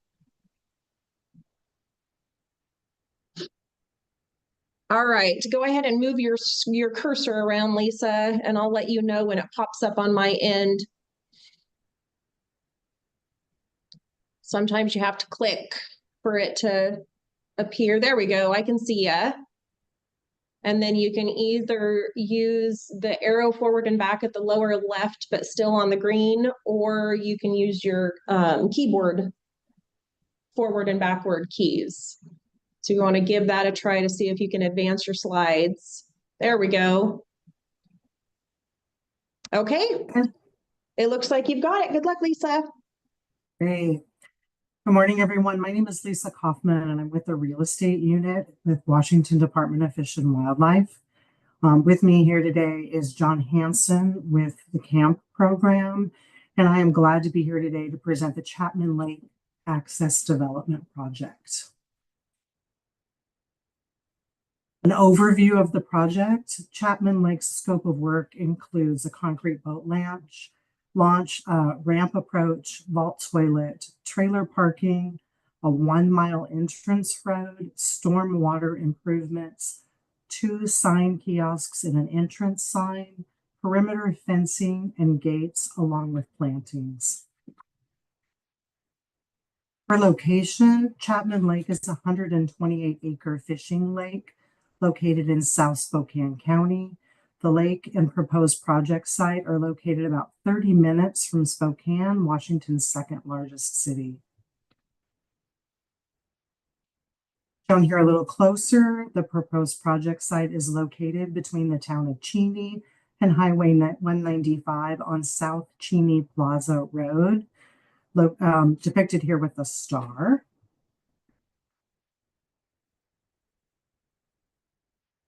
And a little closer yet, this shows the entrance road, proposed parking area, and ramp.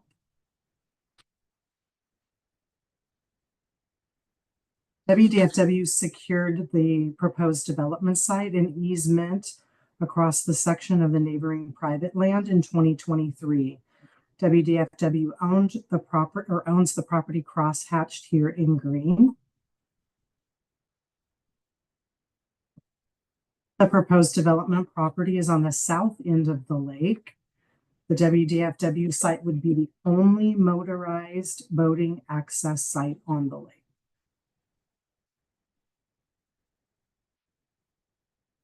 Need.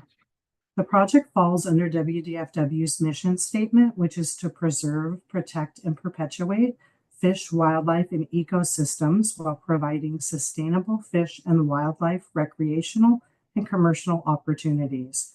To achieve this mission, goals 2 and 3 from WDFW's strategic plan specifically state that the department will provide sustainable fishing, hunting, and other wildlife recreational experiences, promote a healthy economy, and maintain an overall high quality of life.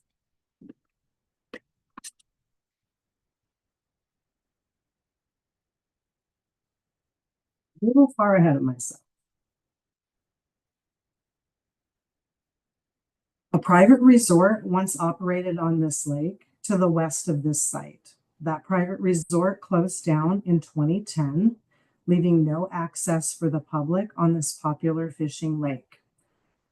After working several years with constant support from the public, WDFW was able to close on the acquisition of the planned development property.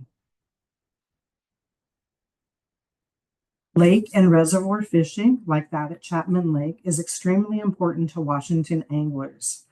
In fact, U.S. Fish and Wildlife Service National Survey of Fishing, Hunting, and Wildlife Associated Recreation shows that an estimated 500,000 anglers made 5.12 million trips to Washington lakes, ponds, and reservoirs.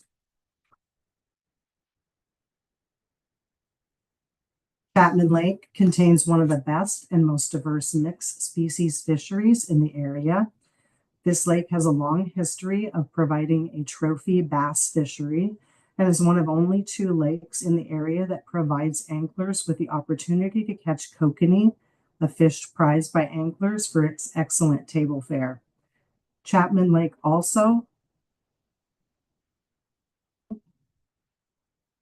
offers boaters excellent opportunities for wildlife viewing and a quiet afternoon floating on the lake. Chapman Lake is one of several lake access sites in the area. However, its diverse fishery, wildlife, and close proximity to the 1.4 million residents of the greater Spokane area. I am having a problem here, Karen. Let's see. There. Back where I think that's the problem. Make Chapman Lake a unique boating destination. WDFW has received numerous requests from the public to reopen the public site at Chapman Lake and has received hundreds of letters of support. There is no other public shoreline access on Chapman Lake. And as a result, most water-related recreation has been non-existent since the closure of the resort. Site suitability. I am having a problem, Karen. It's forwarding itself. We did this before on another project. The project site is well suited for providing motorized boat access to Chapman Lake and will be the only development on the entire lake. The old resort boat launch was installed almost 100 years ago. When the resort closed, so did the launch, which at the time was very primitive. This current development site is one of the only other acceptable launch areas, as most of Chapman Lake is high bank.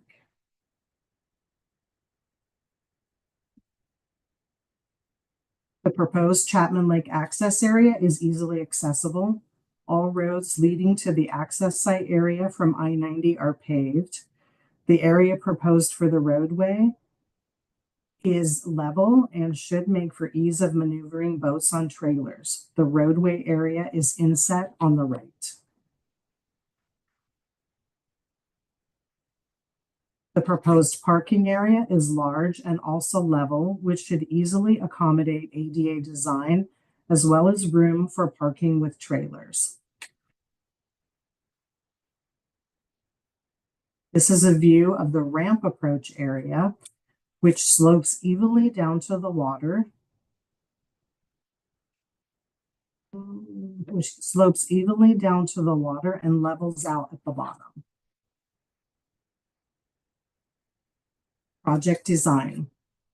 This is an overview of the proposed area showing the entry road, parking, ramp, and signage. The project design also here will consist of a concrete plank, boat ramp launch, asphalt ramp approach, vault toilet, paved accessible parking, gravel trailer parking, a 1-mile entrance road, stormwater improvements, along with ample signage and plantings. The plan design includes the installation of a new single-lane concrete ramp as shown above. The modern design components will not only look appealing, but will stand up to rigorous use. WDFW has completed numerous Sorry for the change there. WDFW has completed numerous successful water access development sites such as this. This is roughly what it should look like when complete. Relocating the ramp in deeper water will open access to a wide variety of boats and will also align maneuvering in the area with the ramp, making launching much easier. The addition of centralized ADA compliant parking and toilets will provide convenient accessibility for all users. Sustainability. This project will provide users lasting quality recreation site while protecting the environment. WDFW projects are designed for limited impact development. Stormwater management will include items such as native vegetation filter strips, bioswales, or dispersal. All stormwater designs will meet county and DOE requirements. Design components such as the concrete ramp are both functional and durable. This type of ramp will eliminate power loading siltation, and the paved surfaces will stand up to rigorous use by motor vehicles towing boats on trailers. Will reduce maintenance, resulting in less use of herbicides to control noxious weeds, and will reduce erosion, which could also put sediment into the lake. Ramp planks are precast at WDFW shop, reducing construction waste, and will be pushed into the lake to minimize disturbance. The ArmorFlex armoring will also protect the shoreline from erosion. CXT toilets use no water or electricity and use meshing made of 90% recycled steel. They are also prefabricated in Spokane, minimizing construction waste, trucking, and disruption to the site. 2 informational kiosks will also be installed, which will be used for educational purposes. Disturbed areas will be replanted with native vegetation.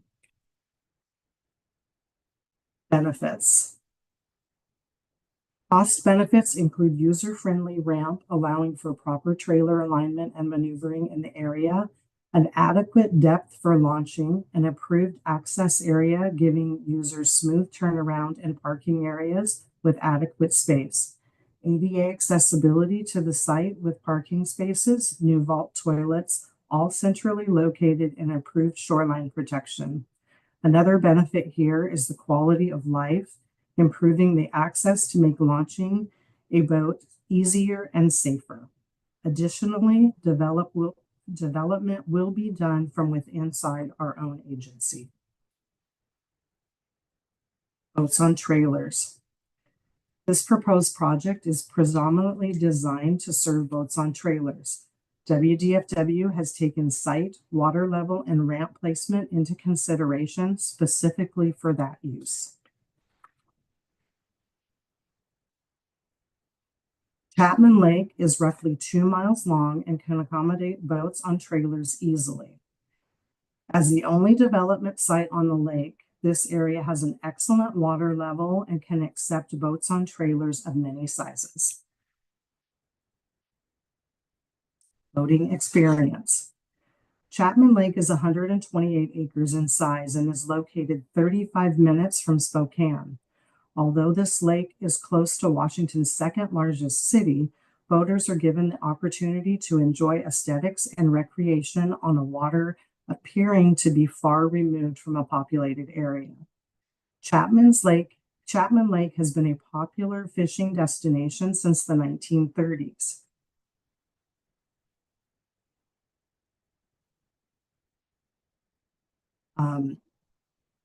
Although the traditional use of Chapman Lake is primarily fishing, the area also provides boaters access to a variety of other recreational activities, including wildlife viewing. Overall, Chapman Lake offers all boaters a chance to enjoy good fishing, scenic landscape, and an occasional glimpse of various big game and bird species.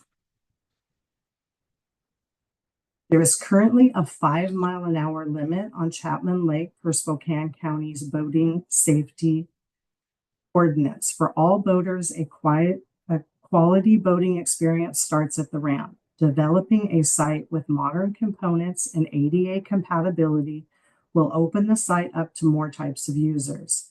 and providing an appealing, safe, and easy-to-use launch site will greatly increase boaters' chances of having a quality experience on the water. Readiness. This is a straightforward development project using design components such as concrete launch planks, ArmorFlex armoring, and CXT toilets, all of which are common to agency access improvement projects. Once funding for the Chapman Lake project is secured, the process could start immediately and the project should be completed by October 2027, barring any unforeseen delays in permitting or construction. However, if delays occurred, we still have listed 2027 as the year of completion.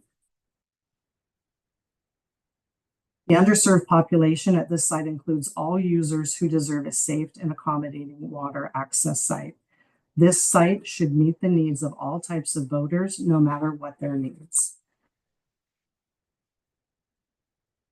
Overall, providing easier access to more users wishing to get outdoors and enjoy Chapman Lake. Thank you for your time, and I'm happy to answer any questions.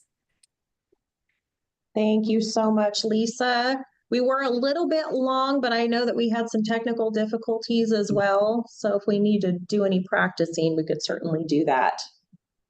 Go ahead, Linda.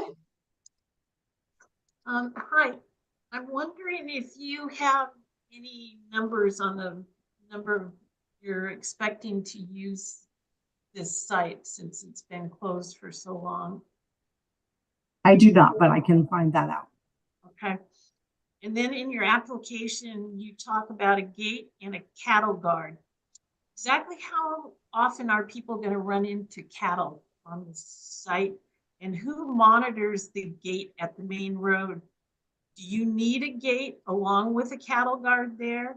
And when a person drives up from the main road to that gate, is there room for the vehicle and trailer to get all the way off the road and then exit their vehicle and open the gate? And will public that needs ADA accessibility, are they going to be able to operate your gate? And why is the secondary parking so far away from the launch site or the lake? Looks like it's almost a mile away. Mm-hmm. And then you have accessible parking stall next to the launch, but you don't have a boarding float, only a ramp. People really like boarding floats. And I would think if you're going to make this ADA accessible, that might be something you could add. Especially if there's only one person in the boat. I'm wondering where you can put your boat while you're walking up to the parking lot for your vehicle. Is there a spot along the shoreline people will be able to nose in, or are they going to have to drop an anchor and run a line up and tie it to a tree? And then also the road section that goes from the main parking lot near the lake that goes down to the launch ramp, is that wide enough for two-way traffic? And if not, can a person up in that parking lot see someone is using the facility and they know that they have to wait for that person to come back up? And then what was my other note? Let's see. Oh, your cost estimate for the boat ramp has your concrete planks, but nothing about your concrete mats. I don't know if that's included in the cost. And your slide 25 shows a 2-door CTX, but it looks like you're only planning a 1-door. Is that correct?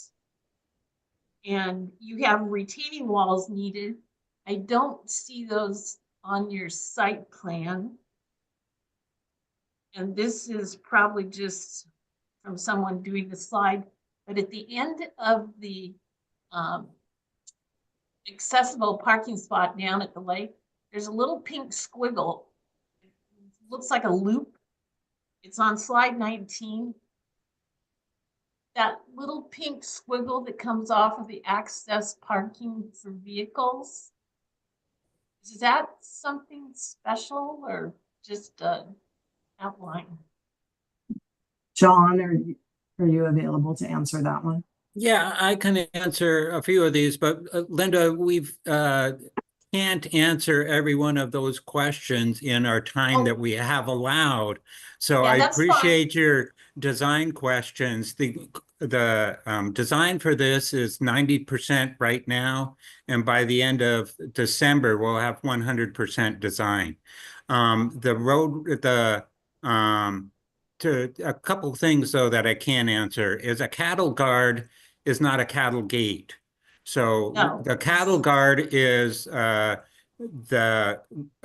gapped roadway where the cattle won't go through that. So Yeah. we will have two different cattle guards on the road, and so we won't have that gated problem for that.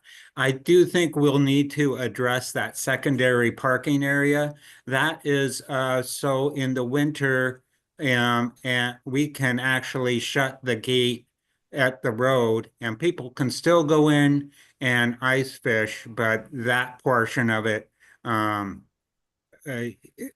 we won't be having the road open year round just because that's a mile of snow maintenance that we can't do. It's a 20-mile, 20-foot wide road at minimum, and most of the road itself is 24 to 30 feet wide. So yes, there'll always be a way to have two vehicles anywhere on the road. No, I mean the portion that goes from your parking down to the launch. That section? That's 20 feet wide. Oh, yeah. Okay. And that area is asphalt paved and will be a really good walking surface. And then just the nature of this project, we can't put any more parking next to the lake because there isn't room. But we definitely, all of that parking lot is trailer parking. The focus is on trailable parking. And we are fencing the area so that full area is no cattle access. And there is a cattle lease on the overall property, but not the developed area for the access. Right. Yeah. Yeah, and since there is a grazing lease for cattle on the rest of the property, grazing of cattle is ineligible on BFP funded property. So that would be the reason for the cattle guard and also the fencing. That will keep the cattle out of the BFP funded property. Otherwise, they wouldn't be in compliance with the BFP grant. So that's to keep their eligibility and their compliance. The other focus is we can use that as mitigation. We're now eliminating the cattle access to the lake at that area. So that's better for the lake too. Okay. So, I'm sorry. Oh, go right ahead, Linda. We got just a couple more minutes and I've got Lowell with his hand up as well. Okay, just at the main access road. So you're saying there is no gate, it's only the cattle guard. Well, besides the gate down by the road for the seasonal closures. Okay. But so there's there won't be a gate that's open, closed to keep the cattle out. Only the cattle guards is for the cattle. All right. And it's very common for us to fund gates at boating facilities because there could be seasonal closures for those as well. So it's really common to see gates as on the budget. Okay, Lowell and then Kate. Yeah, hi, Lowell Dixon, Department of Natural Resources. So how much outreach have you guys done on this new facility on the lake in terms of, impacts to locals and, I was just wondering if you've done your homework that way and seen any good or bad feedback on the plan.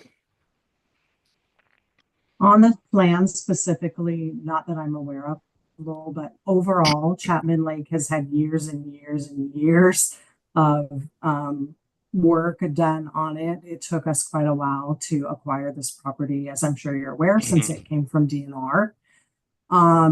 But we have had countless support over the years, and every year we hear more and more from the public about when will this be open, and just I can't even say how many letters of support and comments we've gotten from the public on this area.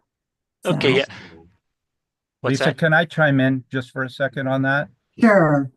Hi. So during the last WDFW Lands 2020 process, when it went out for public comment, we received at that time support letters or comments on behalf of over 230 participants.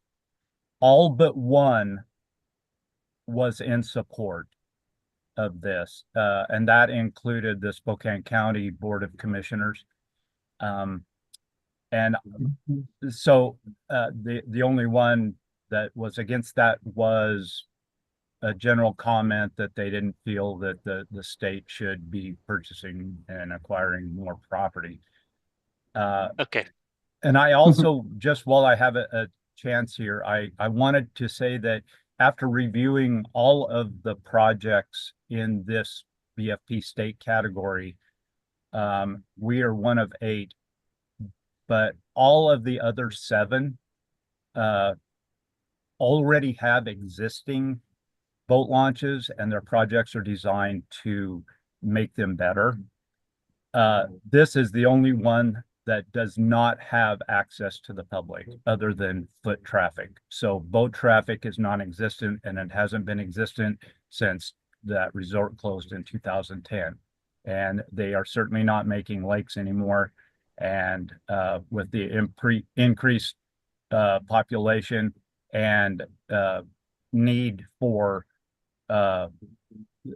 access to these lakes, everything's getting more crowded, and Hey, this Randy. 120-acre lake.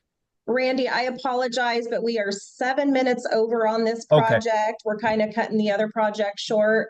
Okay. This could be really good information to incorporate into the final presentation for February. And we have one more hand up, so I'm going to hand it over to Kate. Thanks. Yeah, my comments are pretty quick and you don't need to respond. But I would love to see numbers of how busy this lake was for motorized versus non-motorized before it closed, like before the resort closed in 2010. And one of your initial photos of the lake looking really busy looks like it's from the 70s or 80s. Would love to see an updated photo too from like the early 2000s. If it was as busy then, and if it wasn't, then like a historic number count would be really helpful in order for us to, clearly be able to fund a project like this. So thanks. Thank you. Great. Thank you so much, Lisa. Okay, we are on to our next project, and this we have Jacob Steele on the line here. I'm going to start this presentation. One thing I am going to mention about this next project is this is a multi-site project for restroom replacement, and currently our current board policy limits multi-site to $50,000 per site. You will notice in the budget that the multi-site, their estimates for development for each of the sites is higher than that $50,000 limit. We are taking a board waiver request to our board in January, requesting a waiver of that amount from $50,000 up to $110,000. So that's something that will be going to our board for approval. So that is currently an eligibility, something that may jump out at you for eligibility, but we are asking for the board for a waiver on that. So just wanted to bring that to everybody's attention so we don't get too caught up on that, because we do plan on taking that to our board. So I am going to assume that Steel JTS is Jacob Steel. So I am going to hand controls over to you. Let me find you real quick. Okay, and Jacob, go ahead and move your cursor around. And I will let you know when it shows up on my end. That will usually mean that you have control. Sometimes you have to click to get it. There we go. Now I can see your cursor. And so you should have control of your presentation now if you want to try going forward and backward to advance slides. You could either do that at the lower left, there we go, or on your keyboard. So your arrows forward and back will be on your keyboard, and then you do have controls at the lower left if you need those. Okay, Okay, great. It's all yours, Jacob. Good luck. thank you. Hello, my name is Jacob Steele. I am the Assistant Water Access Manager in Region 2 South for WDFW and the sponsor for the non-compliant restroom replacement project.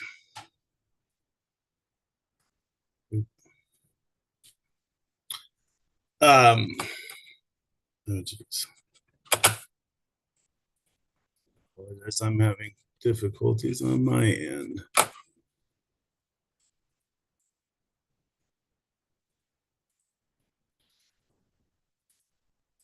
The purpose of this project is the replacement of 6 aging concrete restrooms. Installation of the restrooms date back to the late 80s and are out of ADA compliance and in varying forms of degradation at Evergreen Reservoir, Potholes Reservoir, Heart Lake, and Windmill Lake. The replacement of these existing restrooms and parking pads will bring WDFW managed facilities up to ADA standards.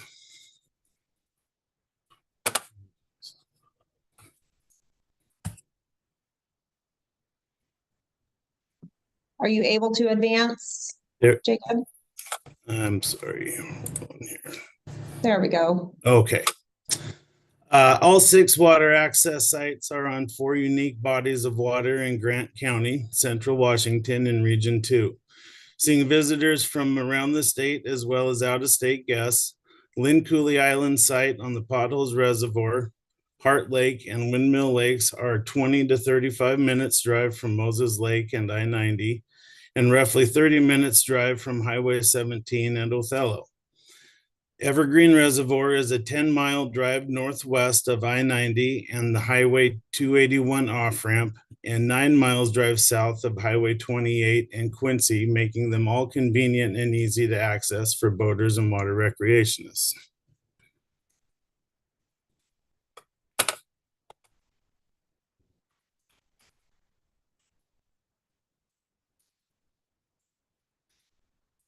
This is an overview of Heart and Windmill Lakes in the Columbia Basin Wildlife Area at the Seeps Lakes unit.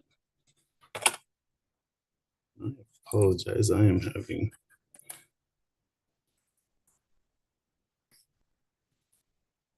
Let's go back there. My goodness. It's working as well. This is the Heart Lake water access site. The red arrows show you where the restrooms are currently located and where the new ones will be in place. There's an existing boat ramp at Heart Lake.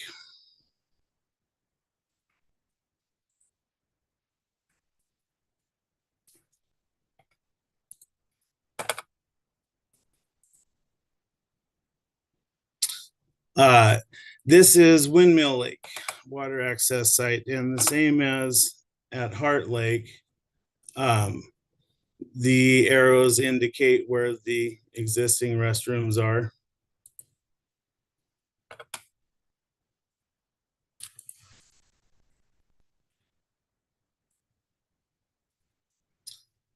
The Lynn Cooley Island water access site is on the Potholes Reservoir It is our single standalone site located on the Columbia Basin Wildlife Area Desert Unit.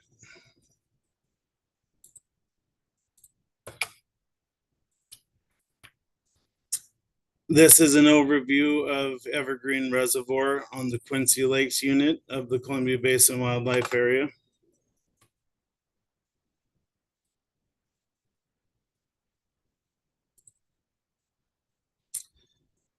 This is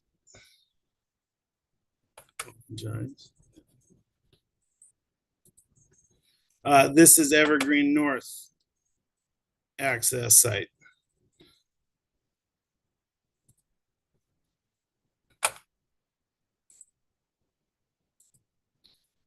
This is Evergreen West access site. You'll notice that all restrooms and parking pads are right next door to existing boat ramps.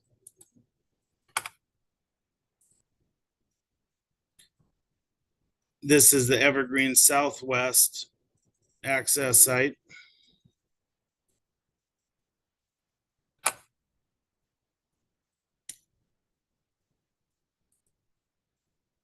The need, with all 6 of these sites seeing high use, the need for this project is to provide safe, sanitary, and usable ADA compliant facilities for recreational boaters, anglers, and hunters.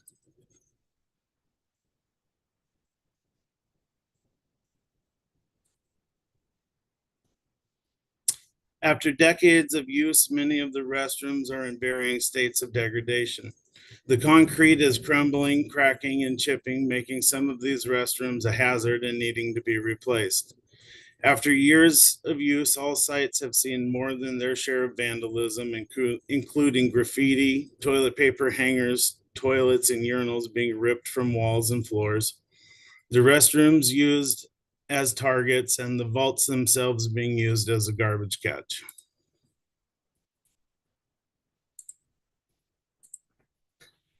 This is another but more drastic example of the existing concrete restrooms degrading. The unsafe nature of these facilities on site highlight the need of their replacement.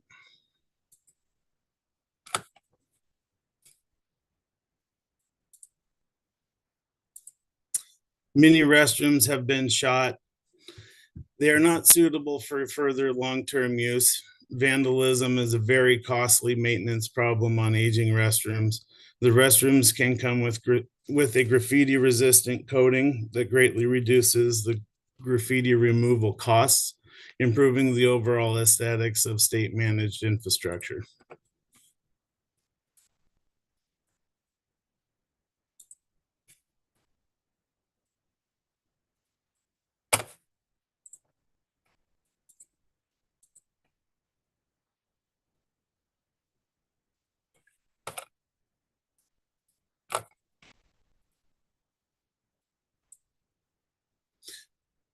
Project is, oh no, sorry, site suitability. Site suitability, these sites in this project proposal are set on flat level suitable ground for ADA compliant restrooms. The existing footprint of the restrooms currently in place provide adequate room for installation of much needed ADA compliant restrooms. These sites have been in use for decades.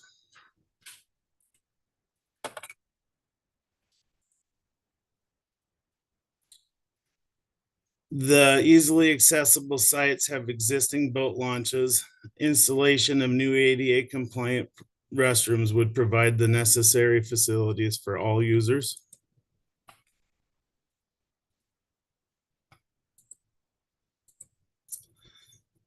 Project design.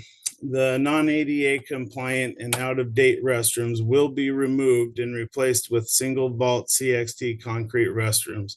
There will be minimal ground disturbance and all projects fall within the existing footprint. CXT restrooms are prefabricated, delivered to site, and set in place.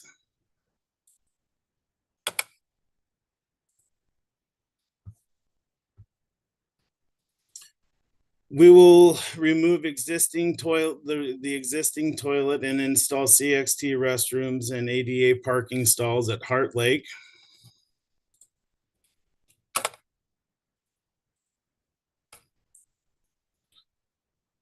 At Windmill Lake, we will remove existing toilet and install CXT restroom and parking stall.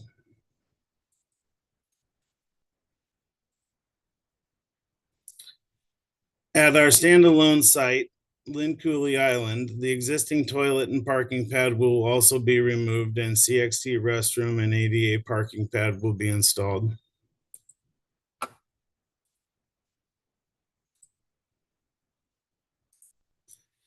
Evergreen North, we will remove the existing toilet and install a CXT restroom as well as an ADA parking stall.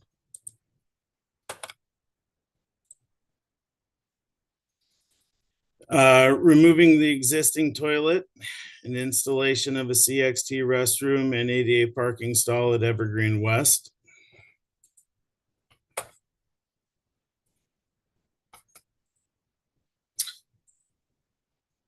And again, existing toilet removal will happen in the installation of a CXT restroom and ADA parking stall at Evergreen Southwest.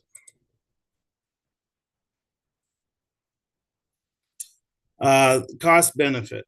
New restrooms will both cut timely and costly repairs to existing facilities. Updated vaults will have a longer duration between pumping due to them not being full of garbage, making them more cost efficient. The current restrooms are at the end of their lives, falling apart and are not ADA accessible.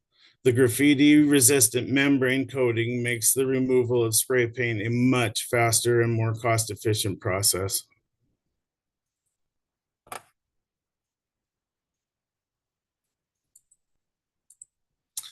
Boats on trailers.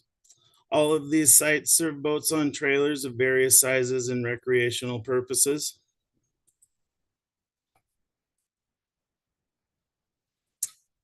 Boating experience. The overall boating experience will greatly be improved with the addition of new ADA compliant CXT restrooms for all users. The new restrooms will not only give access to persons with disability, but be an updated and clean and safe facility for all. Similar projects like the Region 6 boating access site improvements and the Region 6 boating access restroom replacement projects have been a great success, adding ADA compliant facilities at multiple sites. Because of the success of those projects, we anticipate similar results on these.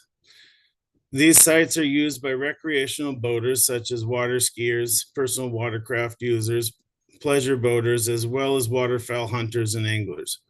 Camping at these sites is very popular as well. Hart and Windmill lakes are both stocked annually with rainbow trout and draw in many fishermen to catch their limits of trout. The Lynn Cooley Island site on the Potholes Reservoir is a hot spot for the spring walleye spawn that sees many fishermen and boats. The Potholes is also well known for trout, panfish, and bass. The Potholes Reservoir hosts many fishing tournaments throughout the year. The Lynn Cooley Island site isn't the meeting and host spot for these tournaments, but is a commonly used spillover site for tournament participants to camp at and pre-fish from. Evergreen Reservoir also has great bass, walleye, and panfish fishing opportunities. The species of fish that sets Evergreen apart from the rest is a healthy population of catchable and retainable tiger muskie. These sites see heavy year-round use, and on-site facilities get used daily.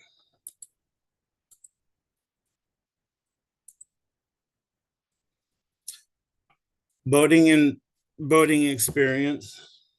In general, new restroom facilities help the visual appeal and mood of recreationists, adding to the quality of their boating experience. Just look at those smiles. They must have used a nice new CXT before launching the boat.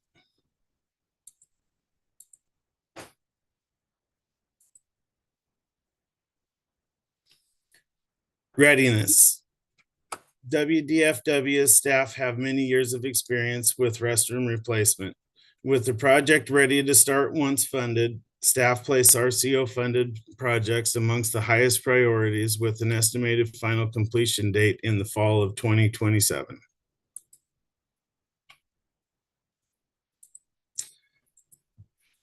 Thank you for your time and consideration of this proposal. I am happy to answer any questions you may have. All right. Thank you so much for that, Jacob. Linda, go ahead. I have one question. You, on the slide previous to this, you said your permits might be delayed until 2028. And your control and tenure agreements on the application expire in 2028. Is that going to be a problem, or is that a typo? That is a typo. Thank you for catching that, and I will make a note of that. Okay. I believe. And then your Heart Lake and Windmill Lake, the restrooms look like they're really close together. Should they be closer to boat launches? They look like they're closer to boat launches, but have you considered making just one multiple use unit in that area, or it's better to have multiple use? So they are in close proximity to one another, but they are, you know, being different bodies of water and different opportunities. That is the existing layout of the site. Both of those restrooms are in need of replacement. Great. Thank you. Thank you very much, Linda. Go ahead, Lowell.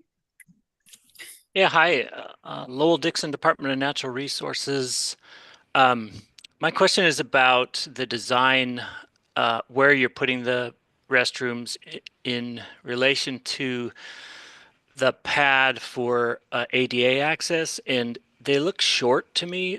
In other words, I guess I wanted a little more insight into if somebody is operating a vessel and, you know, they're disabled, wouldn't it be better to have a pull-through site right next to the CTX instead of kind of a short dead-end parking spot, if you will, or front-end only parking? So I just wanted to get your thoughts on that.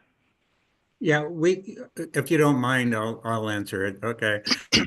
We looked at all the sites, and what we have is a vehicle parking pad right next to the toilet that was undersized when it was built, so it doesn't meet van accessibility, and it is a little short. As far as providing a level trailer parking spot, nowhere on the site is really allows that. So what we're doing is allowing for a vehicle to park there and have direct access to the toilet, and that's the best we can with this site. And our goal was not to regrade the entire parking lots because of the multi-use. We can only do one item per site that's the same at every single site. So for this, we're doing the ADA parking pad and the toilet. That's the item, and we can't go expand from that with this multi-site project. Okay, thank you. Thank you, Lowell. Go ahead, Eric. Yeah, no, these are most needed. I visit this area a couple times a year. Will these be similar to the newer unit over by Herman and Quail Lake? I'm trying to think about New-ish. I know it's a huge Yeah, area, but yes, yeah, yes, they are the new CXT design and models. They're quite a bit bigger in size, and they have wing walls and are fall within ADA compliance. Right. Thanks, guys. Great presentation. I'm just curious as to kind of just curiosity, not necessarily for this proposal. What kind of use numbers do you guys get or have data on, or do you have any? They do see a lot of use. It's kind of seasonal, depending on, fishing seasons and hunting seasons. Sure. Obviously weather dependent as well. I don't believe, I will look into, but I don't believe I have the data on actual numbers of use, but they most certainly do see a lot of year-round use. Yes. Thanks, guys. All right, thank you so much, Eric. Thank you. All right, thank you very much, Jacob. Good to see you. Thank you. You too. All right, next up, we have our last presentation of the day. And for this program, we've got Jesse. Am I handing controls over to you? Yes, you are. All Here, right. camera on here too. Let me find you here. All right, go ahead and move your cursor around, Jesse, and we'll make sure that you have controls. I'll let you know Okay. if it shows working up on your side? here. Yep, just keep moving your cursor around, maybe click 1 or 2 times. There we go. I can see your cursor, and go ahead and try to advance your slides forward and backward. We'll make sure you have controls. I don't know if I should use the cursor or just the buttons. It makes more sense. I guess I'd have to click on them first, right? There we go. That seems to Yeah, work. so you can use your arrows on your keyboard, or there are controls on the lower left of your presentation. They just kind of disappear until you hover over them. There we go. So whichever is easiest for you. Okay. I hand it over to you. Good luck, Jesse. Thank you. Oh, good afternoon, everyone. My name is Jesse Reeves. I work for the Region 6 Water Access Program, Department of Fish and Wildlife, and I'm the sponsor of the Spencer Lake Accessibility Redevelopment.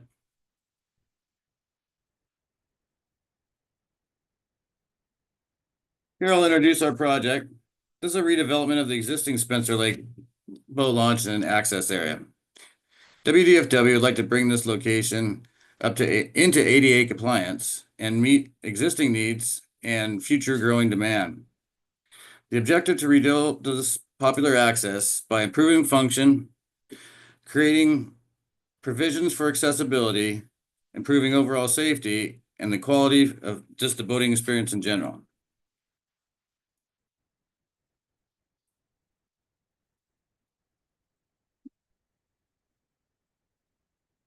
Shown here is a regional map. The proposed site is in Mason County, roughly 10 minutes north of the city of Shelton, a 35-minute drive from Olympia, and just under an hour from larger cities such as Tacoma and Bremerton. Mason County has a population of 68,400 residents. Here's our property location on the lake.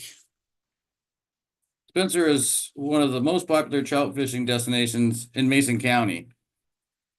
The site is outside of the current urban developmental zone and attracts anglers and boaters from all over the region.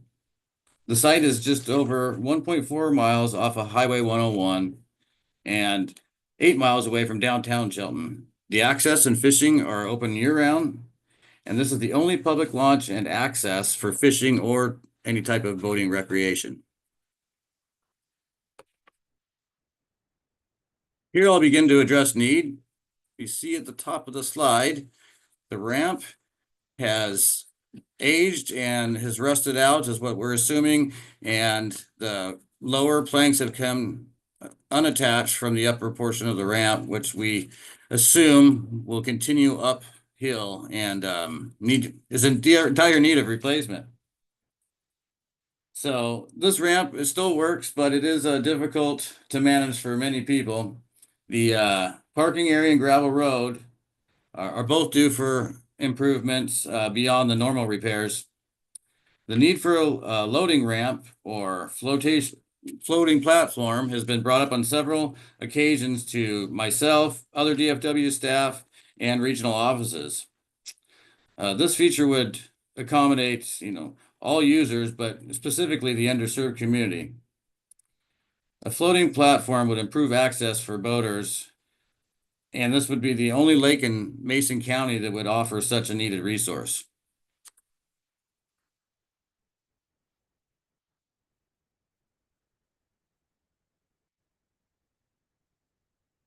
As shown, the ramp is due for replacement.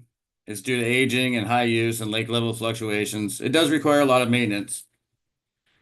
A new ramp with ADA loading assistant feature and anchoring the floating platform would create accessibility options for all. The existing ramp offers no provisions to the underserved. Spencer has a large number of retired users, and many of whom are senior citizens. Some boaters have difficulty launching and loading trailered boats. Even more challenging can be boarding and debarking safely. Our requested improvements would provide ease of use for all, with emphasis for some underserved.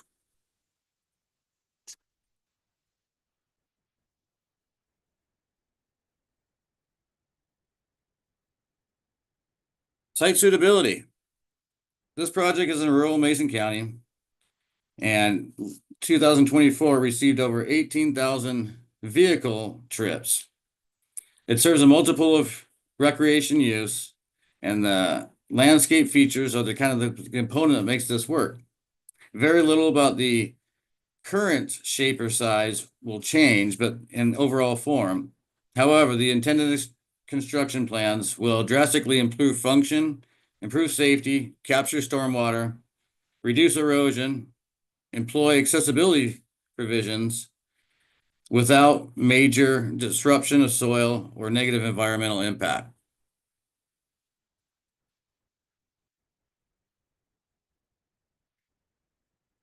Project design. As you can see, this is what the site is kind of like now. There's not very many things to detail what's there on the outside. You see where the vault toilet is up midway through the site, and the entirety of the parking area is gravel. We would take the intended project would take its next shape, but in the same form of what the layout is there.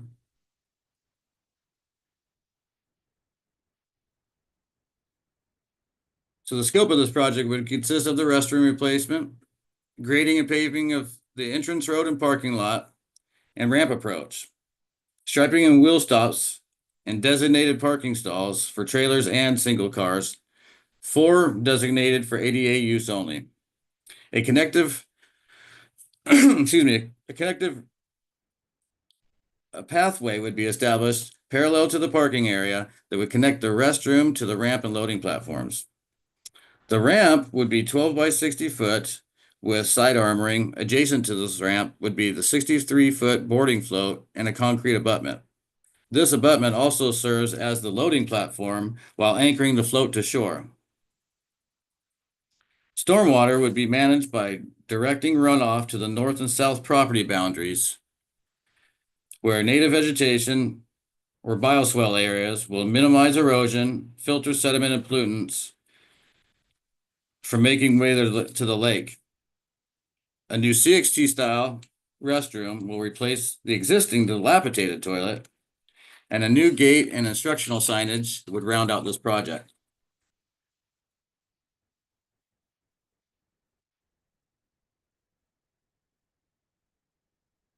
Shown to the left is Spencer Lake as it is presently, and on the right is a 2011 BFP funded project at Long Lake in Kitsap County.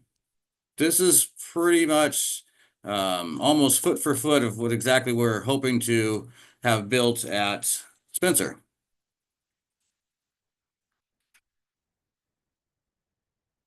Shown here is our existing beautiful bathroom. This bathroom has outlived and outperformed its service life. A replacement, such as the building to the right, would be a major upgrade and considerable improvement for this. If that was the only thing we had done, that would make a big difference at this site. Sustainability.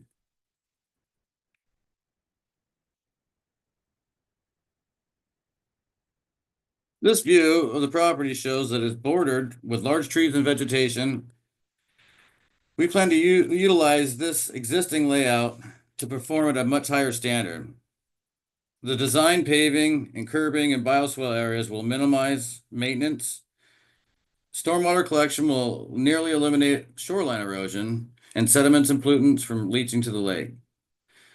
The bioswale areas will catch media and filter pollutants. The CXT restrooms are locally fabricated using some eco-friendly products and recycled materials. These buildings are specifically designed to withstand the Northwest climates and are sustainable for use for 50 years of service or more. The redesigned ramp sections are made of durable high steel strength and low profile steel connection tabs that secure the ramp sections together. The flexible armoring protects these planks from scouring and undermining. In addition, these planks also have an estimated service life of 40 or 50 years.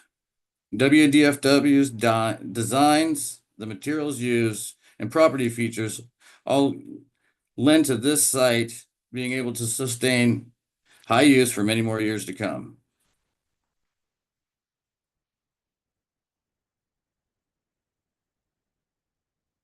Health benefit. Spencer Lake Access is a great candidate for RCO funding. As its most frequented water access in Mason County and over 18,000 annual visits last year, that's an average of 50 daily cars or 50 vehicle visits. This site just doesn't have anything to accommodate most users, let alone underserved, and the disabled communities as well. Funding this project would create a reduction of maintenance needs and associated costs. The paving the parking area will eliminate the road grading and repairs and costs for gravel. This would also improve safety and accessibility and the overall aesthetics.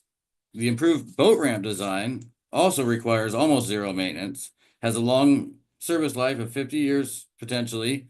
The ease of use and accessibility, increased safety, and reduction in maintenance costs once again. The stormwater management will minimize erosion, pollution, and sediment filtration. This protects the surrounding environment and protects the lake water. These infrastructure improvements will attract more use, and this increased use will contribute to local businesses in the immediate vicinity, Mason County, and the greater area around Shelton. This project will also creating an accessible infrastructure and recreational opportunities, helping the underserved and the local communities of Mason County residents and visitors. Safety improvements also create a reduction in liabilities or tort claims for DFW.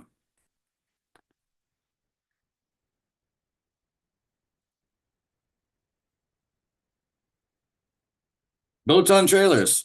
This access predominantly serves motorized boats. The redevelopment of this facility consists of a new boat ramp and boarding float, ADA restroom in the parking area with loading amenities. We anticipate this project will attract many more boaters in the future and will accommodate more users with the focus to the underserved. Spencer has many retired users. Several are also senior citizens. Some users have difficulty launching and loading boats. Even more challenging can be boarding or debarking a vessel safely.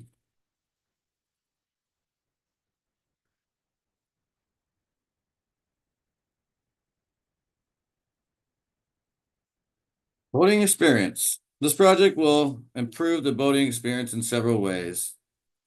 Improve safety and ease of use in a new parking area. A new restroom will all lend to a better experience. This will cosmetically upgrade the overall appearance, especially the restroom. Of the many who enjoy fishing and boating, but many have trouble boarding and debarking without provisions. Approving funding for this project will improve the overall boating experience, but by providing options to the community that has very few. We believe this project will not only improve, but create new boating experiences and remain the destination for Mason County for decades to come.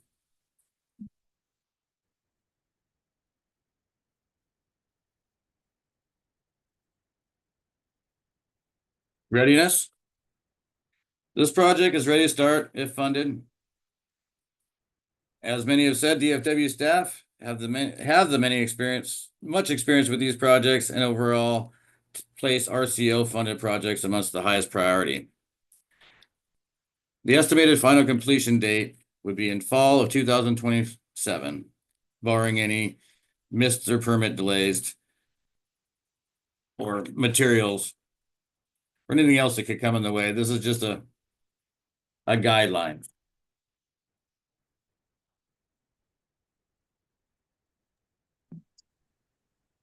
Thank you for your time and consideration of this proposal, and I will try to answer any questions that you may have. Not, I will defer those to John Hanson. All right. So What was my time? You were about a minute and a half over, Jesse. Oh, okay. See? Yeah. So I know. I thought that I get shut down. I like to see how much time it takes because I also know it took Good a to little know. bit to get things started. Linda, go ahead. And we're really hoping just for like advice for the final presentation. So it may not be necessary to answer questions, Jesse. Okay. Okay. The parking arrangement, I'm looking at that and I don't see room for someone to back out and then do a loop to come back to the ramp to get their boat. So essentially everybody in this parking lot will have to back down to the ramp. Is that what I'm seeing, or have you? Well, I mean, I think the picture doesn't tell the story very well. There's actually more room as far as that frontage than is kind of shown. If you see where I guess the first layers of the ramp is, or excuse me, the section between the ramp and the first trailers, that's actually quite a bit longer space than it appears. Okay. All right. Yeah, you don't have to answer these. It's just Yeah, so you can confirm. So is that something that in the comments, would you think that I should put like some type of numbering on the distance in this case, or the drawing should be changed, or how would or just make a comment that there is space to maneuver. Okay. Without having to back all the way down to the ramp. Comment. And then you're not worried about the impact on the trees by paving under the tree canopy. I know this was proposed in the last grant cycle, and that was a concern I had for this site. So you don't need to respond. That's just something I wanted to bring up. And then the drainage in front of the launch, you mentioned that it's going to go, the drains are going to be headed towards the north and the south. So there isn't anything that's really going to accumulate in front of the launch itself that would end up in the water. And are you going to stop boats from nosing into the shoreline and people walking through the vegetation buffer that you're planning for the shoreline bank?